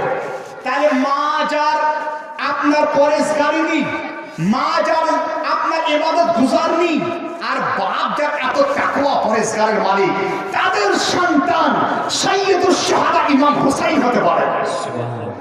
মা যার হযরত আপনার এত বড় পরেজগারিনী, মা যার এত বড় ইবাদত গুজারনি, যার নাম মাহে নূর, আর যার বাবা হযরত গিয়াসউদ্দিন হাসান ইবাদত গুজার আল্লাহ ওলি, তাদের পেট থেকে হযরত মাইনুদ্দিন হাসান খাজা সঞ্জারির জন্ম হয়ে যায়। মা যখন পরেজগারিনী জাহেদা, মা যখন ইবাদত গুজারনি, আর বাপ যখন আল্লাহর ওলি রাইসুল কালাম নাকি আলী, তাদের পেট থেকে আপনার যুগের মুজাদ্দিদ ওয়ালির তাসদার আলা হযরত জন্ম হয়। সুবহানাল্লাহ, সুবহানাল্লাহ। মা যখন জাহেদা পরেশগারিনী আর বাপ যখন আলা হযরত, তাদের ঔরসাত সন্তান হুজ্জাতুল ইসলাম তিনি হয়ে যান, মুফতি আজম হিন্দ হয়ে যান। আর মা যখন পরেশগারিনী তাকওয়া যদি থাকে আর বাপ যদি তাকওয়া থাকে, তাহলে আল্লাহর ওলি পয়দা হয়ে যায়। তাহলে মানহাজ এটা পেলেন, জালসা শুনে এটাই আজকে জ্ঞান পেলেন যে আমরা যদি পরেশগার হই তাহলে আমার সন্তান তো পরেশগার জন্ম হবে। আর আমি যদি আপনার চুরের হয়, রাখাল হয়, গালি গালাজ যদি বেপরোয়া হয়ে যায়, আপনার তৈরি থাকুন, ওই ছেলে বড় হয়ে আপনাকে লাঠির আঘাত তারা করবে। অনেক মা বলে হুজুর একটা তাবিজ লিখে দেন, অনেক বাপ বলে হুজুর একটা তাবিজ লিখে দেন। ওরা কেন? ওরা বেটা খুব গালি গালাজ করে, খুব মারপিট করে। তা আমি বলবো একটু প্রিভিয়াস আপনার ইতিহাস দেখুন। আপনার বেটাকে ভালো করার জন্য কোনোদিন কি ইবাদত করেছিলেন? আপনার বেটাকে ভালো করার জন্য কোনোদিন কি আল্লাহর দরবারে কান্নাকাটি করেছিলেন? বলেন না। আমি এবার তাহলে তো আপনার প্রাপ্য তো সঠিক আপনি পেয়ে যাচ্ছেন। অতএব আমাদের সমাজ কমিউনিটি এত দুর্বল হয়ে গেছে, বুঝলেন? জালসা মানে শুধু গাজালকে জালসার নামটা রেখে দিয়েছে। ইসলাম হচ্ছে সমস্ত সমস্যার সমাধান তারা করতে পারে। তাহলে আজকের দিনে আপনাকে যদি আমি বলতে চাই যে জিনিসটা আপনাদের মানে শুধুমাত্র বোঝানোর আমার উদ্দেশ্য এটাই যে Islam is the best religion of the world. সারা বিশ্বের মধ্যে সর্বশ্রেষ্ঠ ধর্ম ইসলাম ধর্ম। কেমন ইসলাম ধর্ম সর্বশ্রেষ্ঠ? দেখুন, অন্য একটা ধর্ম সে আপনার সাথ দিতেও পারে, নাও পারে, সাথ দেয় না, কারণ অন্য ধর্ম বাতিল ধর্ম, সে আপনার সাহায্য করবে কি করে। কিন্তু ইসলাম কত সাহায্য করে দেয় দেখুন। বাবারা খুব মানে গুরুত্ব সহকারে শোনার চেষ্টা করুন। সকাল থেকে ওঠার পর রাত্রি ঘুমাতে যাওয়া পর্যন্ত প্রত্যেকটা মুহূর্ত যে ধর্ম সাথ দেয় সেটা ইসলাম ধর্ম। প্রত্যেকটা মোড়, প্রত্যেকটা সেকেন্ড যেটা সাথ দেবে সেটা ইসলাম ধর্ম। আপনি বলেন হাউ ক্যান ইট পসিবল? অনেক শিক্ষিত লোকও শুনছেন, আমি জানি যে একটা শিক্ষিত যদি আমার বক্তব্যকে শুনতে পারেন এবং অন্তরের দ্বারা বুঝতে পারেন, তাহলে আমি জানবো যে 1000টা অন্তর লোকের থেকে একটা শিক্ষিত শোনা হচ্ছে অতি উত্তম কাজ হয়েছে। আতে আপনারা শুনুন, তাহলে ইসলাম কেন সর্বশ্রেষ্ঠ? আমি বললাম ঘুম থেকে ওঠার পর থেকে নিয়ে ঘুমাতে যাওয়া পর্যন্ত, ঘুমানো পর্যন্ত সমস্ত সময় ইসলাম সাথ দিয়ে দেয়। আপনি বলুন, বুঝিয়ে বলুন। আমি বললাম দেখুন, ঘুম থেকে উঠলেন, টাইম টেবিল একটা রয়েছে আমাদের। What is this? এটা কোন টাইম টেবিল? আমি একজন বিধর্মীকে জিজ্ঞাসা করলাম, আমি বললাম আচ্ছা বলো ঘুম থেকে ওঠার টাইম টেবিল কখন? তো তারা বলছে আমাদের কোনো টাইম টেবিল নেই, 7টা, 8টা, 6টা, 5টা, যার যেমন তেমন আমরা করি, সেইভাবে আমরা করি। একজন খ্রিস্টানকে জিজ্ঞাসা করলাম, when you get up from bed, তুমি ঘুম থেকে উঠো কখন? তো খ্রিস্টান আমাদের বলছে we don't have any time, আমাদের কোনো সময় নেই, যখন ইচ্ছা চোখ খুলে তখন আমরা উঠে যাই। কখনো 8টাতে উঠে যায়, কখনো 7টাতে উঠে যায়। আমি বললাম শোনো, তাহলে ঘুম থেকে ওঠার টাইম টেবিল যখন দুনিয়ার অন্য কোনো ধর্ম বলতে পারলো না, কুরবান যান আমার আপনার ইসলাম ধর্মের উপরে। ইসলাম ধর্ম কেমন শিক্ষা দিচ্ছে দেখুন। ইমাম সাহেব শিক্ষা দিয়ে দিলেন যে ঘুম থেকে ওঠার টাইম টেবিল তখন যখন ইমাম সাহেব আযান দিচ্ছেন, আপনার আসসালাতু খায়রুম মিনান নাওম, নামাজ ঘুম থেকে উত্তম। বোঝা গেল যে আপনার ঘুম থেকে ওঠার সময় আপনার হয়ে গেছে, ঘুম থেকে ওঠার সময় হয়ে গেছে। তাহলে যখন সারা বিশ্বের অন্য ধর্ম ফেলিও, আমার ইসলাম সঠিক তথ্য সেখানে দিয়ে দিয়েছে যে ঘুম থেকে ওঠার সঠিক টাইম টেবিল ফজরের সময় নামাজ পড়ার জন্য ইমাম সাহেব ডাকছেন, আপনার ঘুম থেকে ওঠার সময় হয়ে গেল। তার ইসলাম সেই ধর্ম, ঘুম থেকে ওঠা থেকে নিয়ে আবার ঘুমাতে যাওয়া পর্যন্ত ইসলাম সাথ দিয়ে দেয়। আপনি বললেন তারপরে কি কাজ? আমি আবার একজন বিধর্মীকে বললাম ওঠার পর আপনার ডিউটি কি, আপনার কাজ কি? মায়েরা, বোনেরা, ভাইয়েরা, ভাবারা, দাদারা শুনুন, গাজাল হয়তো আপনারা শুনে মন বেরিয়ে নিচ্ছেন, কিন্তু এইগুলো খুব ইম্পর্টেন্ট রয়েছে। কারণ অর্থাৎ যদি আপনাকে জিজ্ঞাসা করা হয়, আর জিজ্ঞাসা করা হবে 3টে কোশ্চেন করা হবে। প্রথম কোশ্চেন মান রব্বুকা, হু ইজ ইওর রব? তোমার রব কে? তোমার রব কে? আচ্ছা আপনি বলুন তো, সারা জিন্দগি গজল শুনেছেন কিন্তু এটা জানেন না যে আপনার রব হচ্ছেন এক, আপনার রব লা শরীক, তার কোনো শরীক নাই, আপনার রব তিনি জিসিম থেকে পাক, পবিত্র, এই সকল জিনিস আপনি শুনেননি, তাহলে আপনি উত্তর দিতে পারবেন না। তাহলে বোঝা গেল গজলও শুনতে হবে, তার সঙ্গে সঙ্গে ভালো মোকাররিদের ওয়াজ শুনতে হবে, ইসলামকে জানতে হবে। ইসলাম যদি না জানেন আপনার 40 বছর জিন্দগি বৃথা হয়ে যায়, 60 বছর জিন্দগি বেকার হয়ে যায় যদি ইসলামকে জানতে আপনি না পারেন। তাহলে প্রথম প্রশ্ন তোমার রবকে। তো যারা আমার জালসা শুনছেন তারা শুনে যান, তারা বলবেন যে আমাদের রব হচ্ছেন আল্লাহ। बेशक सुभान রব্বি আল্লাহ, এক আল্লাহ, যে রব্বুল আলামিন আর পাক পবিত্র, যে রব্বুল আলামিন এক, যিনি মহান, যিনি গফুর, যিনি জব্বার, যিনি সাত্তার, যিনি আপনার করুণাময়, রব্বুল আলামিন। তাহলে রব্বুল আলামিনের নাম আপনারা পেয়ে গেলেন। 2 নাম্বার জিজ্ঞাসা করবেন মা দিনুকা, মা দিনুকা, তোমার দিন কি ছিল?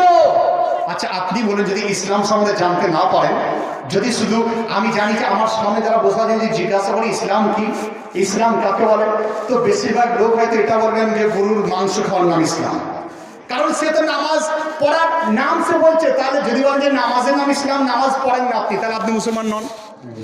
একজন বলছে মৌলভী সাহেব নামাজের নাম ইসলাম, নামাজ পড়ার নাম ইসলাম, নামাজ যে পড়বে সে মুসলমান। আমি বললাম আমার শ্রোতাদের মধ্যে 80% বেনামাজি। রব্বুল আলামিন আমাকে মাফ করুক, আপনাকেও মাফ করুক। এক ওয়াক্ত নামাজ কাজা করলে মান তারাকা সালাতা মুতাআম্মাদান ফাকাদ কাফার, যে এক ওয়াক্ত নামাজ আপনার কাজা করে, নামাজকে ছেড়ে দেয়, সে আপনার গুনাহ কবিরা সে করে ফেলে। এক নামাজ কাজা করা সারা পান করার থেকেও খারাপ, নামাজ কাজা করা আপনার বড় বড় গুনাহ করার থেকেও খারাপ। তাহলে নামাজ আপনি কাজা করছেন আর আপনি বুঝতে পারছেন না, তাহলে আপনি যদি বলেন যে নামাজের নাম মুসলিম, তাহলে যারা নামাজ পড়ে না তারা হচ্ছে মুসলমান থেকে বাদ হয়ে যাবেন আপনার সঙ্গ অনুযায়ী। আপনি তাহলে বলবেন তাহলে মুসলমান কাকে বলে?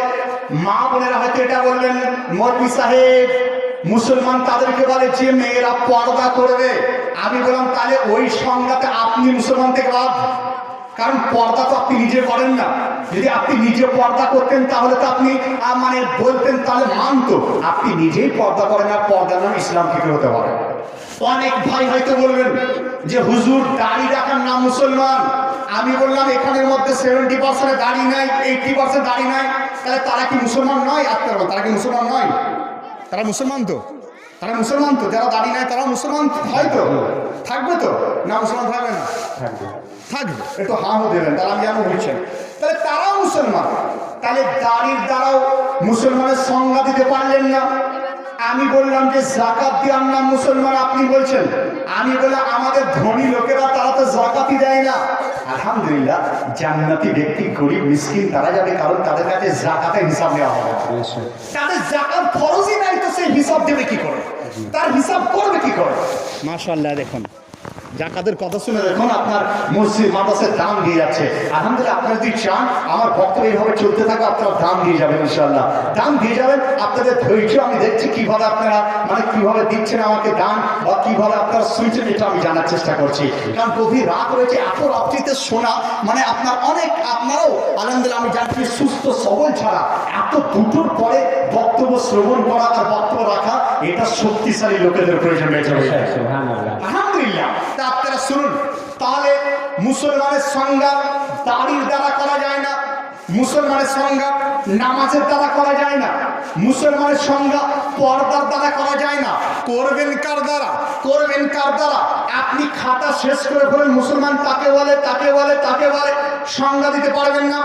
দেখুন আমাদের বেরেলির তাজদার আলা হযরত আজিমুল মর্তবা কত বড় ইহসান আমাদের উপর করেছেন, যেখানে আমরা খাতা শেষ করে দিচ্ছি তিনি একটা লাইনের মধ্যে মুসলমানের সংজ্ঞা বলে দিয়েছেন। सुभान अल्लाह আমাদের খাতা শেষ, আমরা খাতা শেষ করে দিই, বেরেলির তাজদার তিনি সমস্ত খাতা কথা তিনি একটা শ্রেণীর মধ্যে তিনি লিখছেন, একটা লাইনের মধ্যে তিনি লিখছেন मोमिन वो है जो उनकी इज्जत पे मरे दिल से। बेशक मोमिन वो है जो उनकी इज्जत पे मरे दिल से,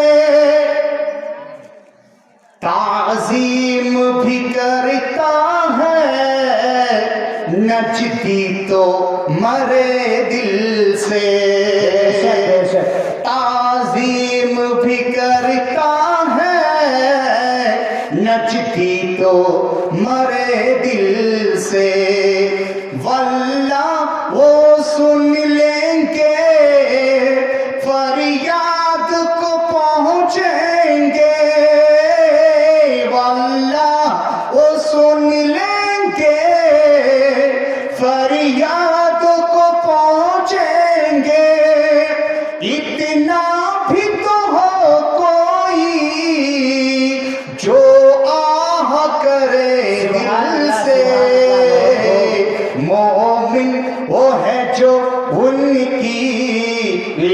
इज्जत पे मरे दिल से তিনি বলেন মুমিন সে যে রাসূলুল্লাহর মহব্বতে নিজেকে কুরবান করে দেয় তাজিম भी करता है नजदीक मगर मरे दिल से কিন্তু যারা নজদীক তারা রাসূলুল্লাহর নাম তারা নেয় কিন্তু তাদের দিল মুর্দাবাদ রয়েছে দিল তাদের মুর্দা রয়েছে আবার কি বলেন बिखरी है गली कैसी बिछड़ी है गली कैसी बिगड़ी है बनी कैसी बिछड़ी है गली कैसी बिगड़ी है बनी कैसी पूछो कोई ये सदमा अरमान भरे दिल से नारे तकबीर, नारे रिसालत, मसला के आला हजरत, उलमाए अहले सुन्नत, फैजान रजा कॉन्फ्रेंस, नारे तकबीर, नारे रिसालत। मोमिन वो है जो उनकी इज्जत पे मरे दिल से আবার কি সঠিক মোমিন যদি হয়ে যান আলা হযরত তিনি বলেন সোনে কো तपाए जब कुछ मेल हो और मैल সোনাকে দেখবেন যারা স্বর্ণকার বা সোনার ঘর গেছেন মা বোনেরা ভালো বুঝতে পারবেন সোনার মধ্যে আপনার খাড়া আছে না খোটা আছে না মাইল আছে সেটা করার জন্য স্বর্ণকার করে কি জানেন তাকে আগুনের তাপ দেয় আগুনের তাপ দেওয়ার ফলে ওই আপনার খাড়া খোটা খাদ সেটা সোনা থেকে বের হয়ে যায় তো আল্লাহ তিনি বলছেন যে সোনাকে গরম করা হয় যেন তা থেকে আপনার খাদ বের হয়ে যায় মুমিন যারা তাদের অন্তর তো খাঁটি সোনা তাদেরকে জাহান্নামে পোড়ানোর দরকার নেই তাদের অন্তর তো খাঁটি হয়ে আছে তাই তো আল্লাহ তিনি আবার বলছেন যে আপনার কাল কিয়ামতের মাঠে যখন ফুলসিরাতের উপর দিয়ে মুমিন পার হবে জাহান্নাম বলবে হে মুমিন তুমি তাড়াতাড়ি পার হয়ে যাও কারণ তোমার নূরের ছটায় আমার জাহান্নামের আগুন যেন বন্ধ হয়ে যাচ্ছে তো আল্লাহ হযরত তিনি বলছেন সোনে কো तपाए जब कुछ मेल हो कुछ मैल सोने को तपाए जब कुछ मेल हो कुछ मैल क्या काम है जहन्नम के धरे को खरे दिल से मोमिन वो है जो उनकी इज्जत पे मरे दिल से ताजीम भी करता है नजदी तो मरे दिल से और की देखুন আমরা রাসূলুল্লাহর কথা শুনি কিন্তু গাফিল হয়ে যায় জালসা শোনার পর ডিউটি শেষ মনে করি জালসা শোনার পর নামাজ নাই রোজা নাই যাকাত নাই তো আলা হযরত নিজেকে বোঝাচ্ছেন নিজেকে নয় বরং সারা বিশ্ববাসীকে বোঝাচ্ছেন सारा विश्व के दिन की वचन जे याद तो करता है उनकी गफलत को जरा रोके की वचन याद करता है तो उनकी गफलत को जरा रोके याद करता है तो उनकी गफलत को जरा रोके लिल्लाह रजा दिल से हाँ दिल से अरे दिल से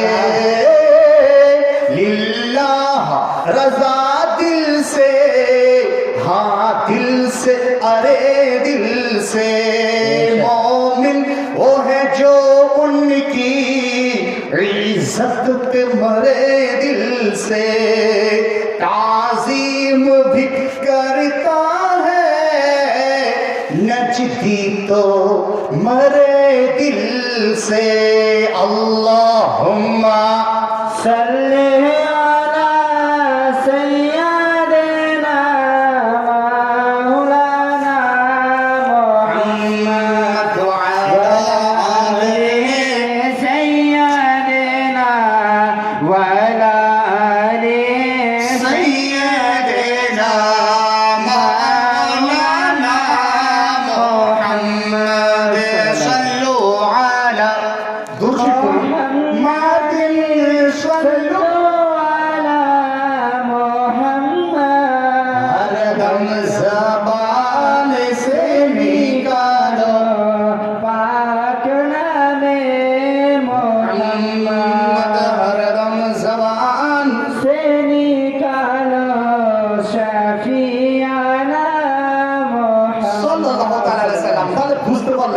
মুসলমানের সংজ্ঞাটা আপনারা বুঝে গেছেন। মুসলমান তাদেরকে বলা হয় যারা রাসূল পাকের মহাব্বতে নিজেদেরকে কুরবান করে দেয়। বুখারী শরীফে রাসূল পাক ইরশাদ করেন, লা ইউমিনু আহাদুকুম হাত্তা আকুনা আহাব্বা ইলাই মিন ওয়ালিদিহি ওয়া ওয়ালাদিহি ওয়ান নাসি আজমাইন। সে ততক্ষণ পর্যন্ত মুমিন হতে পারে না যতক্ষণ পর্যন্ত না নিজের সন্তান সন্ততি পিতা মাতার থেকে অধিক প্রিয় আমাকে সে না জানে।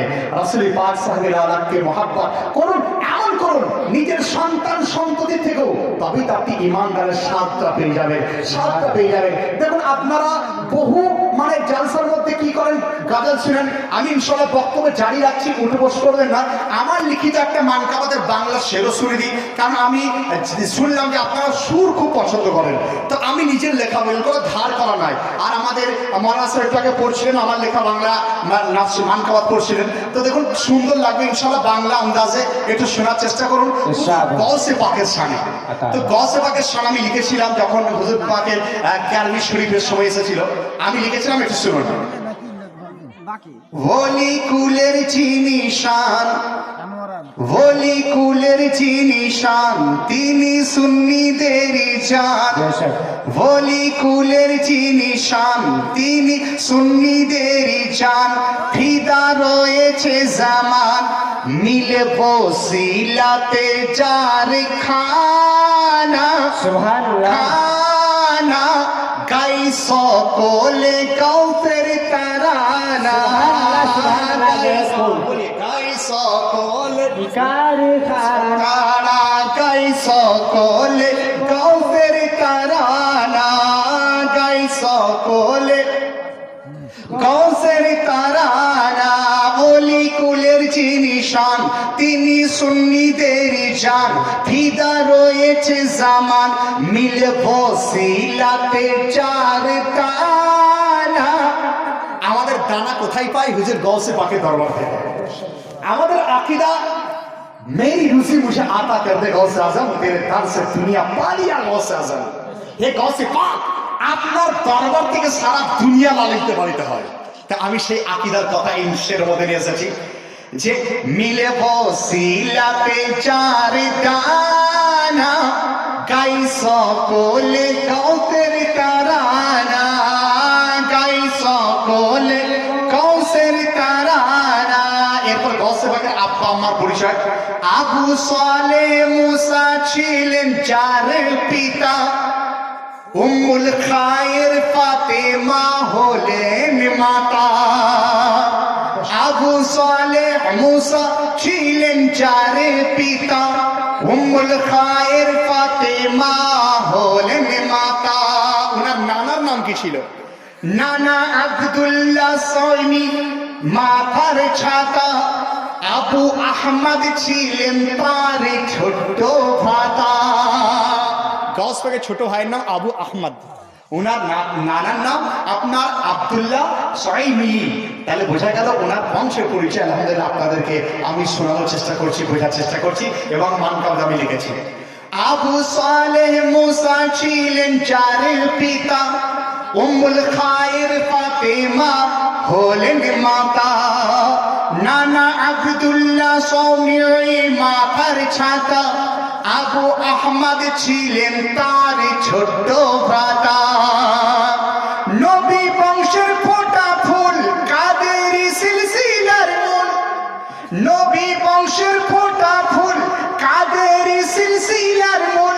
ছিল ওলি চার সকল ঘরানা, গাই সকলে গৌসের তারানা, গাই সকলে গৌসের তারানা, গাই সকলে গৌসের তারানা। ওলি কুলের যিনি শান, তিনি সুন্নিদের জান। ফিদা রয়েছে জামান, মিলে বসিলাতে চার কানা, গাই সকলে গৌসের তারানা, গাই সকলে গৌসের তারানা। এরপর দেখুন, আমরা মা বাবারা ছেলেকে নসিহত করতে জানি না যে বাবা সত্য বলো, নামাজ পড়ো। কারণ আমরা নিজেরা তো নামাজ পড়ি না, নসিহত করবো কি করে? আল্লাহ মাফ করুক, অবশ্যই নামাজ পড়বেন। তো গৌসে পাকের আম্মি জান বেটাকে নসিহত করছিলেন যে বেটা সত্য বলো। এটা অনেক শুনেছেন আপনারা, আমি ছন্দের মাধ্যমে লিখেছি। দেখুন, আম্মা জান ছেলেকে নসিহত করে, সত্যবাদী হয়ে রইবে জীবন ভরে। আম্মা জান ছেলেকে নসিহত করে, সত্যবাদী হয়ে রইবে জীবন ভরে। হামলা করে যখন ডাকাত কাফেলার পরে, বের করে যে যার ছিল চোরের তরে। সামনে আসেন শিশুগঞ্জ, সত্য বলতে হারাম নিঃশ্বাস। সামনে আসেন শিশুগঞ্জ, ডাকাতরা যখন বললো কি কি আছে বার করে দাও, তো গৌসে পাক বাচ্চা ছিলেন, ছোট কুম্বা এসেছিলেন, তিনি সামনে আসছিলেন আর সত্য বলতে সাহস হারাননি, সত্য বলেছিলেন একদম।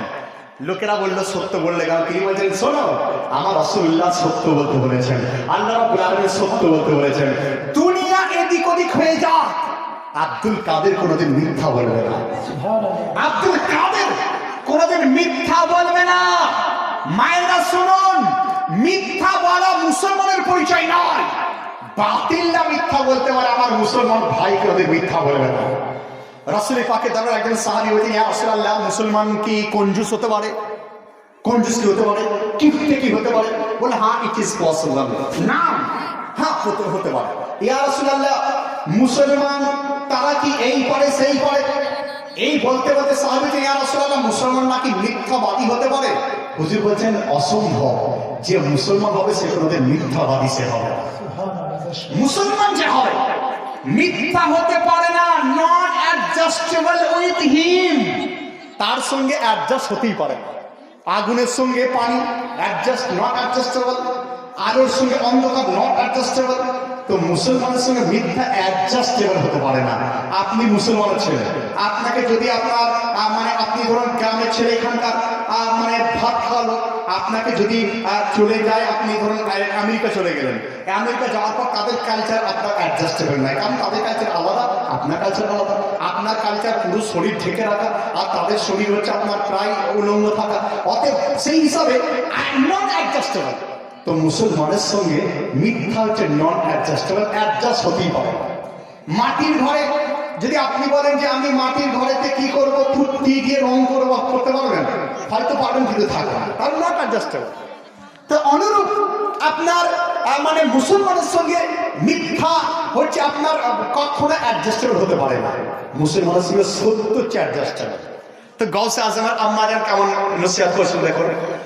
আম্মা জান ছেলেকে নসিহত করে, সত্যবাদী হয়ে রইবে জীবন ভরে। হামলা করে যখন চোর কাফেলার পরে, বের করে যে যার ছিল চোরের তরে। সামনে আসেন শিশুগঞ্জ, সত্য বলতে হারাম নিঃশ্বাস।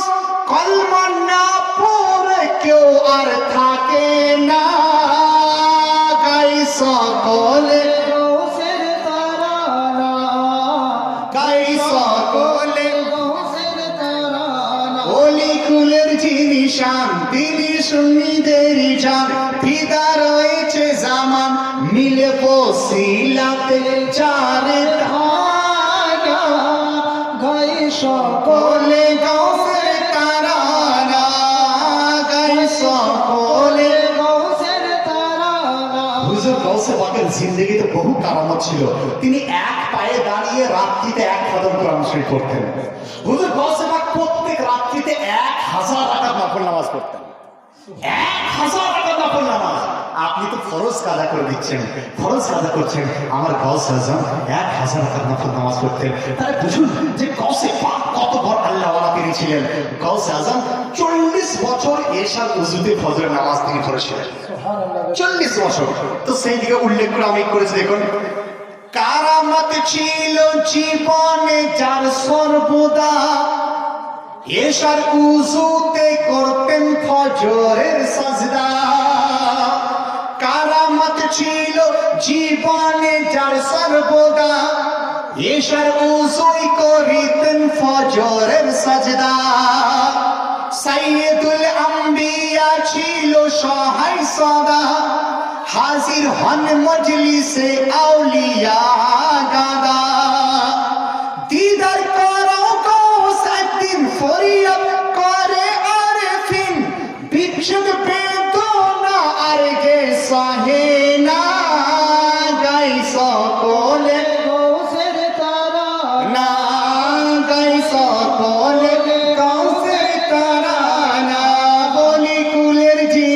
ইমান দিনী সুন্নিদেরই জান ফিদা রয়েছে জামান মিলব সিলাতে যারে কানা গাই সকলে কাউসের তারানা আল্লাহুম্মা صلی علی سیدنا مولانا محمد وعلى آل سيدنا مولانا محمد সাল্লাল্লাহু আলাইহি ওয়াসাল্লাম। তাহলে আপনারা বোঝার চেষ্টা করছেন, আলহামদুলিল্লাহ বুঝুন। তাহলে মুসলমান কাকে বলে? আলা হাজরত তিনি যেটা বললেন ওটাই সংজ্ঞা। আলা হাজরত আবার তিনি বলছেন যে এইভাবে তিনি বলছেন যে মুমিন ও হয় যখন কি ইজ্জত पे মারা দিয়েছে। মুমিন হচ্ছে তাই যে রাসূল পাকের ইজ্জতে নিজের থেকে কুরবানি করে দেবেন। আর রাসূলুল্লাহ পরিচয় তিনি দিচ্ছেন, তিনি বলছেন আল্লাহ কি সরতবা কদম शान है ये इंसान है इंसानो इंसान है ये कुरान तो ईमान बताता है इन्हें ईमान ये कहता है मेरी जान है ये। আবার রাসূল পাক তিনি বলছেন যে শোনো রাসূলুল্লাহর পরিচয় তিনি বলছেন যে ইশক রাসূল ही असल ईमान है ईमान की जान है जान का चैन है चैन का सामान है। তাহলে রাসূল পাকের মহব্বত যার অন্তরে রয়েছে তাকেই মুসলমান বলা হয়। মুসলমানের পরিচয় পেয়ে গেলেন। এরপরে আমার পয়েন্ট ছিল এটাই যে ইসলাম সর্বশ্রেষ্ঠ কিভাবে। দেখুন আজ সারা বিশ্বে যত মেসেজ উন্নত মেসেজ সবই মেসেজ রাসূলুল্লাহর দেওয়া মেসেজ ছিল, মুখ তাদের, কিন্তু আসল মেসেজের উৎপত্তি সূত্রপাত ইজাদ রাসূলুল্লাহর ঘরে হয়েছে। কিভাবে দেখুন, আমি বর্ধমানে আসছিলাম ট্রেন ধরার জন্য, তো স্টেশনে দেখলাম প্রত্যেকটি স্টেপে লেখা রয়েছে cleanness is the medicine of all diseases. একটু হাই ফাই হয়ে যাচ্ছে, মাফ করবেন, কারণ আমার এই বক্তব্য রাত্রিবেলার জন্য হয়তো দুটোর মধ্যে ছিল না, 9টা 10টার দিকে যত লোক ছিলেন তাদেরকে আমি চিৎকার করে বোঝানোর চেষ্টা করতাম।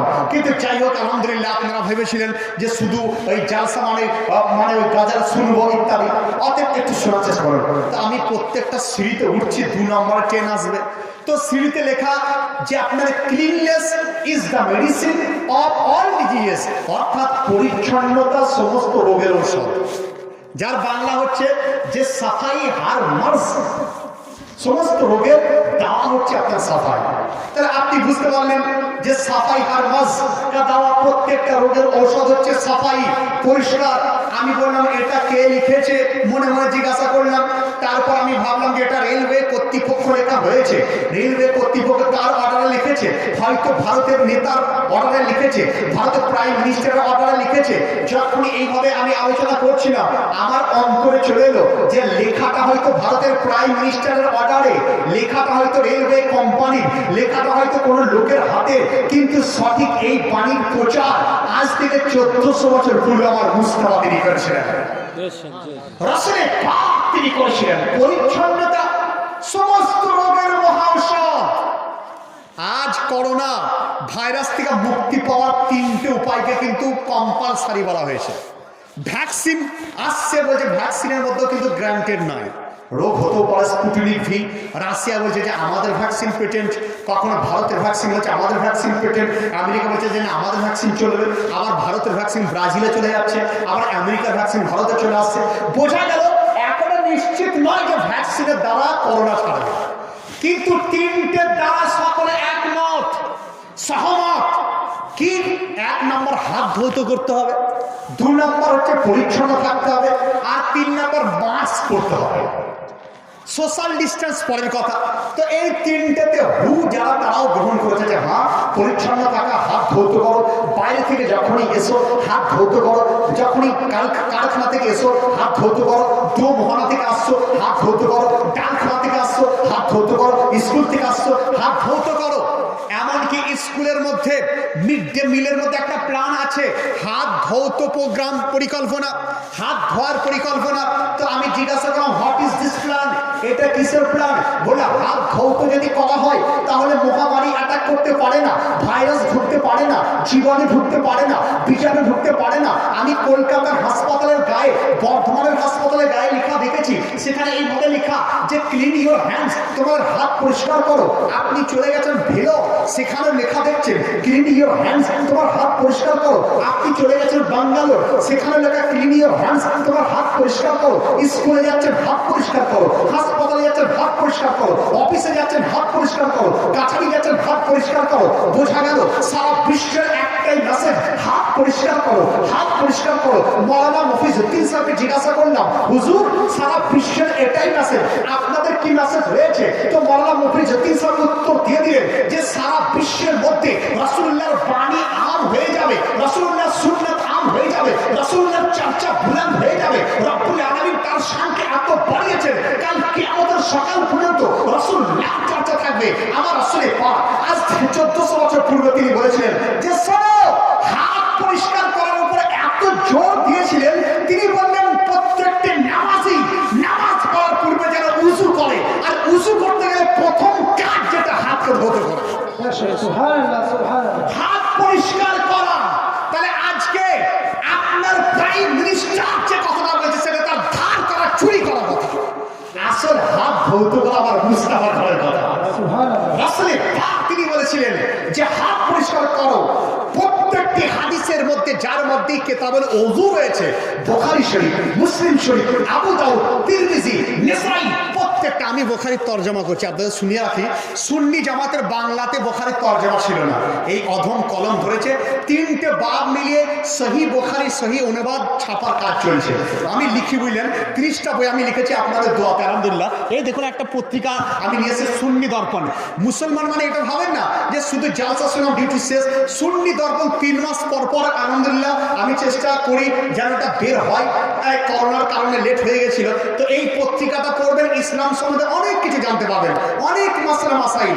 তারপর আপনার মহিলাদের মানে অনেক মাসলা মাসাইল, মেয়েরা নামাজ পড়বেন কি করে সেই নামাজ সম্বন্ধে আপনারা এখানে পেয়ে যাবেন। তারপরে আজকে ধরুন মানে এই যে CAB ইত্যাদি ক্যাব সম্বন্ধে আলোচনা, তার মধ্যে তারপরে আপনার রোগ কি লোক মানে অন্য লোককে স্পর্শ করতে পারে, আপনার মধ্যে যে রোগ আছে সেটা ছোঁয়াছুঁয়ি হতে পারে, রোগ কি উড়ে রাখতে পারে, এই ধরনের বিস্তারিত আলোচনা এই খবর পত্রিকার মধ্যে আপনারা পাবেন। মাত্র 30 টাকা মূল্য মিলে কয়েক পিস রয়েছে। যদি মনে করেন যে না আমার ঘরে রাখতে হবে, আমার ছেলেরা পড়বে, আমি পড়বো, মশলা জানবো আর বাংলা জিনিস বই পড়বো, আলহামদুলিল্লাহ অনেক তথ্য পেয়ে যাবেন। আর মশলা মাসাইলের মধ্যে অনেক মশলা মাসাইল আমি এর মধ্যে উল্লেখ করেছি। যদি আপনারা মনে করেন 30 টাকায় কয়েকটি আপনারা রয়েছে নিয়ে যাবেন, তাহলে আপনারা অনেক বুঝতে পারেন। তো বুখারীর তরজমা আমি করতে শুরু করেছি বুঝলেন। তার মধ্যে আমি দেখেছি যে যে কিতাবের মধ্যে হাদিসের মধ্যে কিতাবুল উযু রয়েছে, প্রত্যেকের মধ্যে এটা রয়েছে যে উযু করতে গেলে হাতকে ধৌত করতে হবে। তাহলে ক্লিননেস, হাত পরিষ্কার করা, যদি আপনার এটাই আপনার পরিচ্ছন্নতার উপায় হয় আর সঠিক উপায়, তাহলে বুঝুন যে করোনা মহামারী থেকে মুক্তি পাওয়ার জন্য একটা ফর্মুলা, হাত পরিষ্কার করতে হবে। রাসূলে পাক সাল্লাল্লাহু আলাইহি তালিম কেমন আম দেখুন, বিধর্মী যে সে রাসূলুল্লাহ হয়তো আইনকে মানে না, কিন্তু ওটা মানতে বাধ্য হয়ে গেছে। সে যখন কোর্ট থেকে আসছে হাত ধৌত করছে, স্কুল থেকে আসছে হাত ধৌত করছে, বাইরে থেকে আসছে হাত ধৌত করছে। আমি বললাম এটা হচ্ছে আমার মুস্তাফার দেওয়া আইন, মুস্তাফার দেওয়া আইন। বোঝা গেল কেউ মানুক না মানুক, আপনি তো মানবেন যে ইসলাম হচ্ছে সর্বশ্রেষ্ঠ ধর্ম, ইসলাম সর্বশ্রেষ্ঠ ধর্ম। মায়েরা বোনেরা, ভাইরা বাবারা, রাত হয়েছে শোনার চেষ্টা করুন। তাহলে ইসলাম সর্বশ্রেষ্ঠ ধর্ম। আজকে আপনি মাদ্রাসা থেকে আসছেন একবার হাত ধৌত করছেন, স্কুল থেকে আসছেন একবার হাত ধৌত করছেন, দোমহানা থেকে একবার হাত ধৌত করছেন। তাহলে একটা লোক ধরুন 3 বার বাজারে গেছে, কি একবার বাজারে গেছেন, একবার হাত ধৌত করছেন। কিন্তু আপনি কি জানেন একজন নামাজি নামাজ পড়তে গেলে কতবার হাত ধৌত করতে হয়? আমি হিসাব করেছিলাম, আমি একদম হিসাব কষেছিলাম যে 5 ওয়াক্ত নামাজ যে পড়ে, 5 ওয়াক্ত নামাজ পড়তে গেলে 5 বার উযু করতে হয়। 5 বার উযু করতে গেলে তাকে হাত কবার ধৌত করতে হয় জানেন? আমি হিসাব করেছিলাম 125 বার হাত ধৌত করতে হয়। কতবার? 125 বার। যদি আমি হিসাব করতে লাগি না বেরিয়ে যাবে, আরো বেড়ে যাবে। কিভাবে দেখুন মৌলভী সাহেবকে একটু চট করে বুঝিয়ে দিই। প্রথমে আপনি হাত ধৌত করছেন 3 ত্রিকে নয়, 3 বার করে ধৌত করতে হবে, কিন্তু কতবার যে আপনি ধুচ্ছেন এইভাবে ভালো করে, মিনিমাম যে 3 ত্রিকে 9 হলো। এরপর আপনি কুল্লি করবেন। হাত ধৌত করা হলো মানে হাতটা সরিয়ে দিলেন নাকি না, কুল্লি করবেন, আবার হাত ধৌত করে দেখেন হাতে পানি নিচ্ছেন, তার মানে হাত তো ধোয়া যাচ্ছে। তাহলে 9 আর 3 আপনার 12 হয়ে গেল। আবার আপনি করবেন কি, নাকে পানি দিচ্ছেন, নাকে পানি কি হাত দ্বারা ব্যতীত, হাত ব্যতীত কি করা যায় না, আবার আপনি হাত ধুয়ে নাকে পানি দেবেন, তাহলে হাতটা কিন্তু ধোয়া হচ্ছে। তাহলে 12 3 15। এরপর আপনি চলে আসুন, এরপরে মুখে পানি দেবেন কবার, যতক্ষণ পর্যন্ত না ভালোভাবে ধৌত করা হচ্ছে। তাহলে মিনিমাম যদি 3 বারই রাখেন, 15 3 18 বার, তাহলে 18 বার আপনার ধোয়া হয়ে গেল মুখ ধৌত করা পর্যন্ত। আবার হাত ধৌত করবেন কোন সময়, আবার 3 বার করে, এইটাও 3 বার, এটাও 3 বার, তাহলে 6 বার যদি হয়ে যায়, 18 6 24। এরপরে মাথা মশওয়া করছেন, হাত ধৌত করছেন, মাথা মশওয়া করছেন একবার, তাহলে 24 আগে 25 বার হয়ে গেল। আর এরপর পা ধৌত করবেন, পা ধৌত করার জন্য আপনি বাঁ হাতের দ্বারা পাকে ধৌত করছেন, তাহলে আবার 3 বার, 25 3 28 28।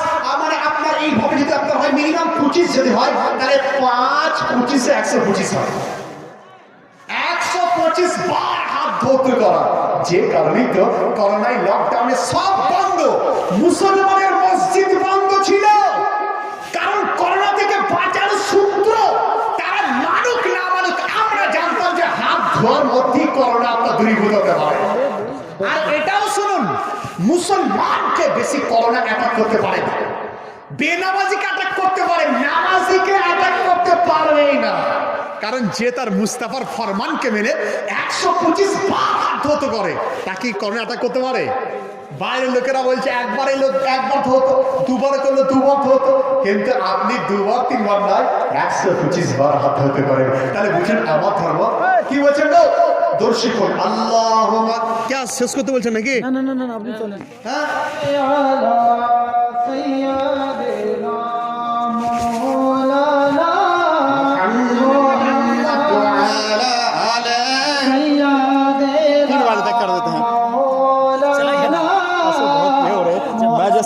पार हो गया इंशाल्लाह, मैं कोशिश करूँ।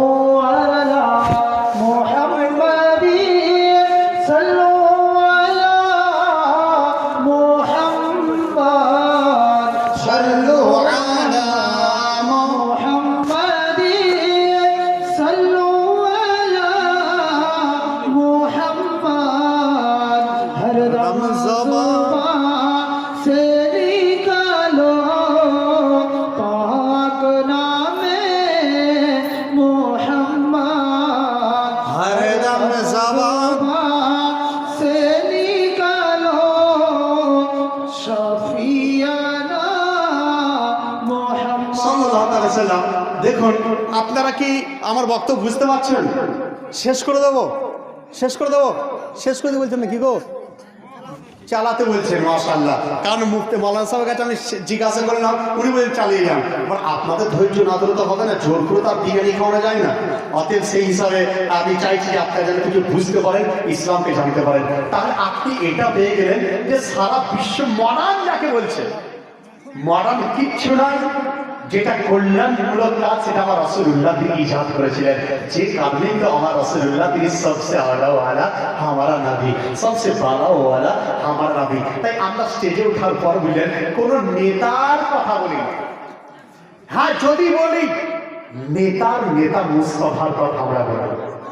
স্টেজে ওঠার পর কোন মাস্টার নয়, মাস্টারের মাস্টার নবী মুস্তাফার কথা আমরা বলি। কারণ রাসূল পাক সবার সেরা, রাসূল পাক সৃষ্টি জগতে সবার সেরা, সৃষ্টিতে নাই কেউ সবার সেরা, প্রিয় নবীর মতো। আমার লেখা না খুব চলে, আপনার এলাকায় আপনারা শুনেছেন কিনা বলতে পারছি না, আপনার এতে কি বলে হোয়াটসঅ্যাপ থেকে আর থেকে এমনকি ইউটিউবে শুনলেন সৃষ্টিতে নাই কেউ সবার সেরা, ওটা আমার লেখা বললেন, সবই চলে, একটু আপনারা শুনে যান আমার জবানে। আমাদের এই শায়ের ইসলাম আছেন আলহামদুলিল্লাহ, তিনি খুবই মানে পড়েন আমার লিখিত মানকাবাত নাজ শরীফ। আর যারা এখানে ছেলে আছে তাদেরকে বলবো যে চেষ্টা করবে পড়ার মধ্যে। এই দেখুন এর মধ্যে নাজ শরীফ লাস্টে লেখা আছে, তা আমি লিখেছিলাম যে সৃষ্টিতে কেউ নাই সবার সেরা, প্রিয় নবীর মতো শুনুন। সৃষ্টিতে নাই কেউ সবার সেরা, প্রিয় নবীর মতো, নয় চাঁদ নাই কোন গ্রহ তারা, প্রিয় নবীর মতো। সৃষ্টিতে নাই কেহ সবার সেরা প্রিয় নবীর মতো নাই চাঁদ নাই, চাঁদও নয়, গ্রহ তারাও নয়, কারণ চাঁদ তো পেয়েছে রাসূলুল্লাহর ওসিলাতে, উজ্জ্বল সে হয়েছে। সূর্য রাসূলুল্লাহ নূরের ওসিলাতে। তাই এই শেরটা আমি বার্নি তাজদার আলা হযরতের একটা নাত শরীফ মশহুর কালাম, আলা হযরত সেই কালামকে আমি নকল করেছিলাম, কারণ যে আমরা মানে হুজুর আলা হযরত রাসূলুল্লাহর মহব্বত করার পরিচয় আমাদেরকে দিয়েছিলেন। আমরা স্টেজে ওঠার পর আলা হযরতের নাম কেন করি জানেন? কারণ যে রাসূলুল্লাহকে কিভাবে তাজিম করতে হবে, সম্মান কিভাবে করতে হবে, আমাদের মতো কমজোর লোককে আলা হযরত তিনি শিখিয়েছিলেন। তাই আলা হযরত তিনি কত সুন্দর লিখেছে দেখুন, তিনি লিখেছেন এইভাবে, গুজরে জিস রাহ সে वो सैयद वाला होकर, गुजरे जिस राह से वो सैयद वाला होकर,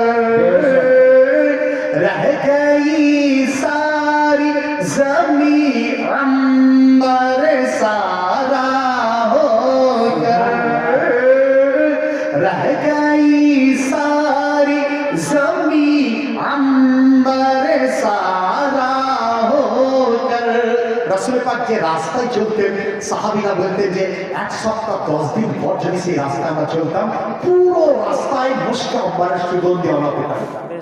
সাহাবীরা বলতেন যে আমরা কোনো রেডিয়াম ব্যবহার করতাম না, আজকে দেখবেন রাস্তা দেখার জন্য ওয়াইফাই ব্যবহার করি।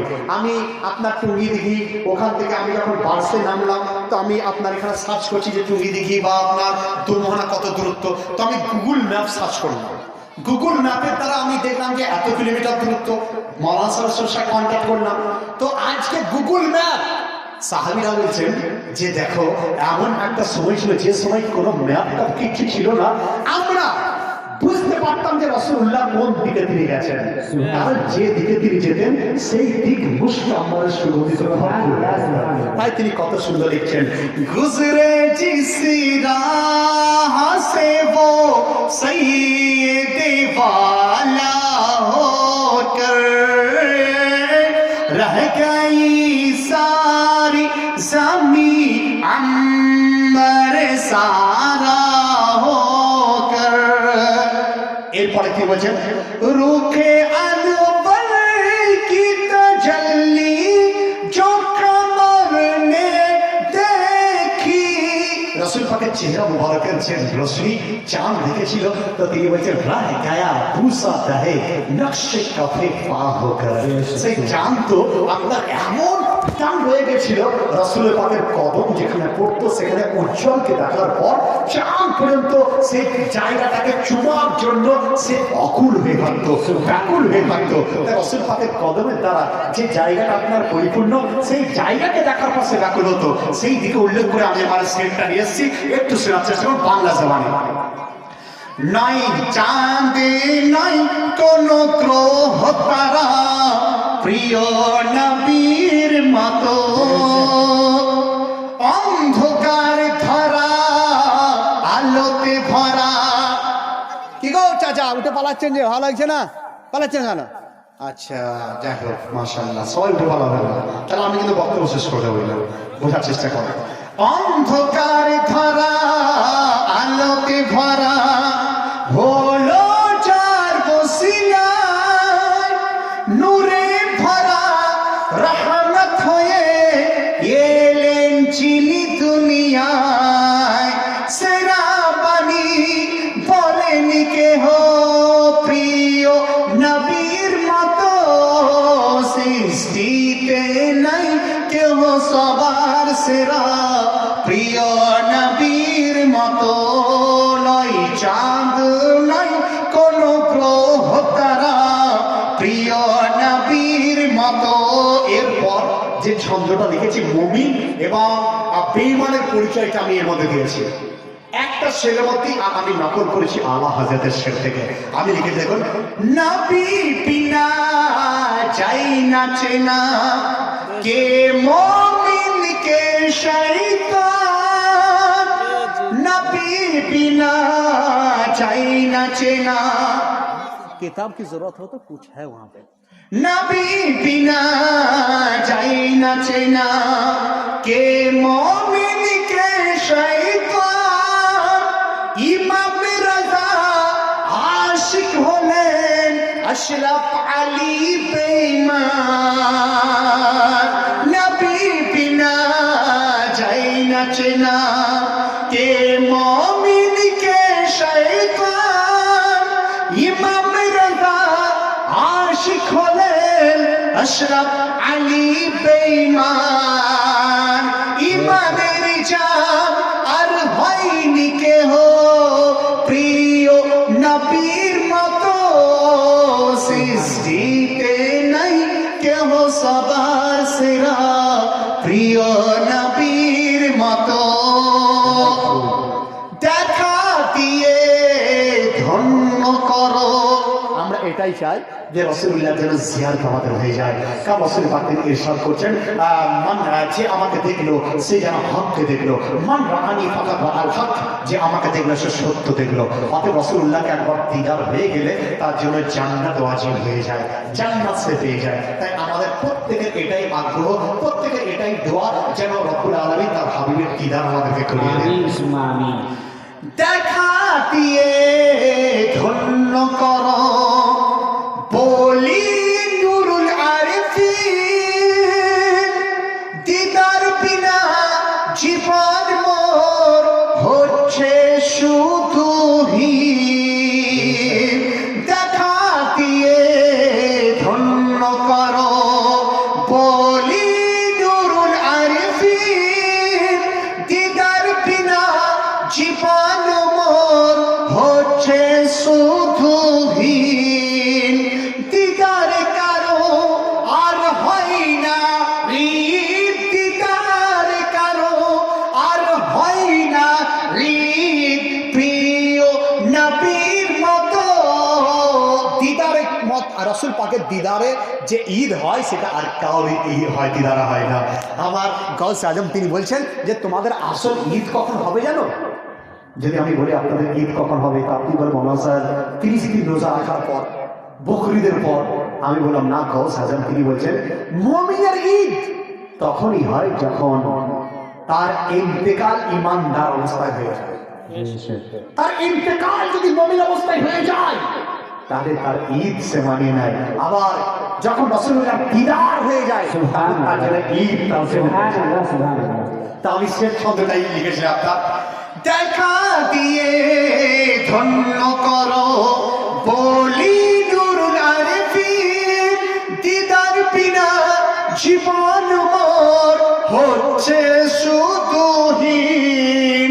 দিদার কারো আর হয় না ঈদ প্রিয় নবীর মতো, সৃষ্টিতে নাই কারো কেহ সবার সেরা প্রিয় নবীর মতো।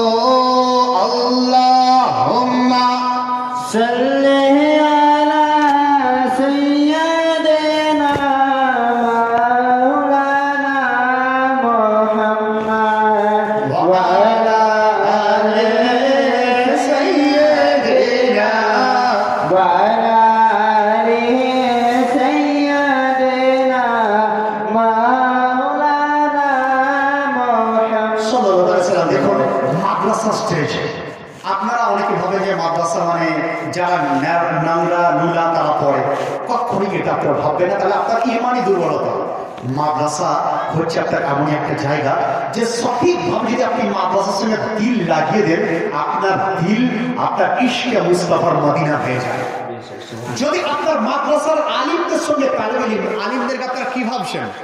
একটা তো আপনারা প্র্যাকটিক্যাল দেখছেন যে আমরা 30,000 20,000 রোজগার করার পরেও আমাদের চেহারার মধ্যে সেই কাশিস থাকে না, চেহারার মধ্যে সেই নূর থাকে না। 5,000 টাকা বেতন যে মরনা পায় তার চেহারার মধ্যে নূরকে পাওয়া যায়। এটা তো আপনারা দেখছেন শুনছেন। আবার দেখুন আপনাদের তাকত অত নেই, আলহামদুলিল্লাহ একজন মৌলানা রাত্রিবেলা দেখুন একদম সজাগ দৃষ্টিতে আপনাদেরকে তাকিয়ে আছেন যে আপনাদেরকে দিন শেখাবো কি করে। তাহলে আপনি বুঝুন যে কত শক্তিশালী তারা রয়েছে। আলহামদুলিল্লাহ এই যে আমি বলছি সকালে ফজর পর বেরিয়েছি বুঝলেন, ফজর থেকে প্রায় আপনার এখানে পৌঁছাতে মাগরিব কাছাকাছি মগরিব আজান পার হয়ে গেছিল। তো এলাম, এত আপনার রাস্তা জার্নি করার পরে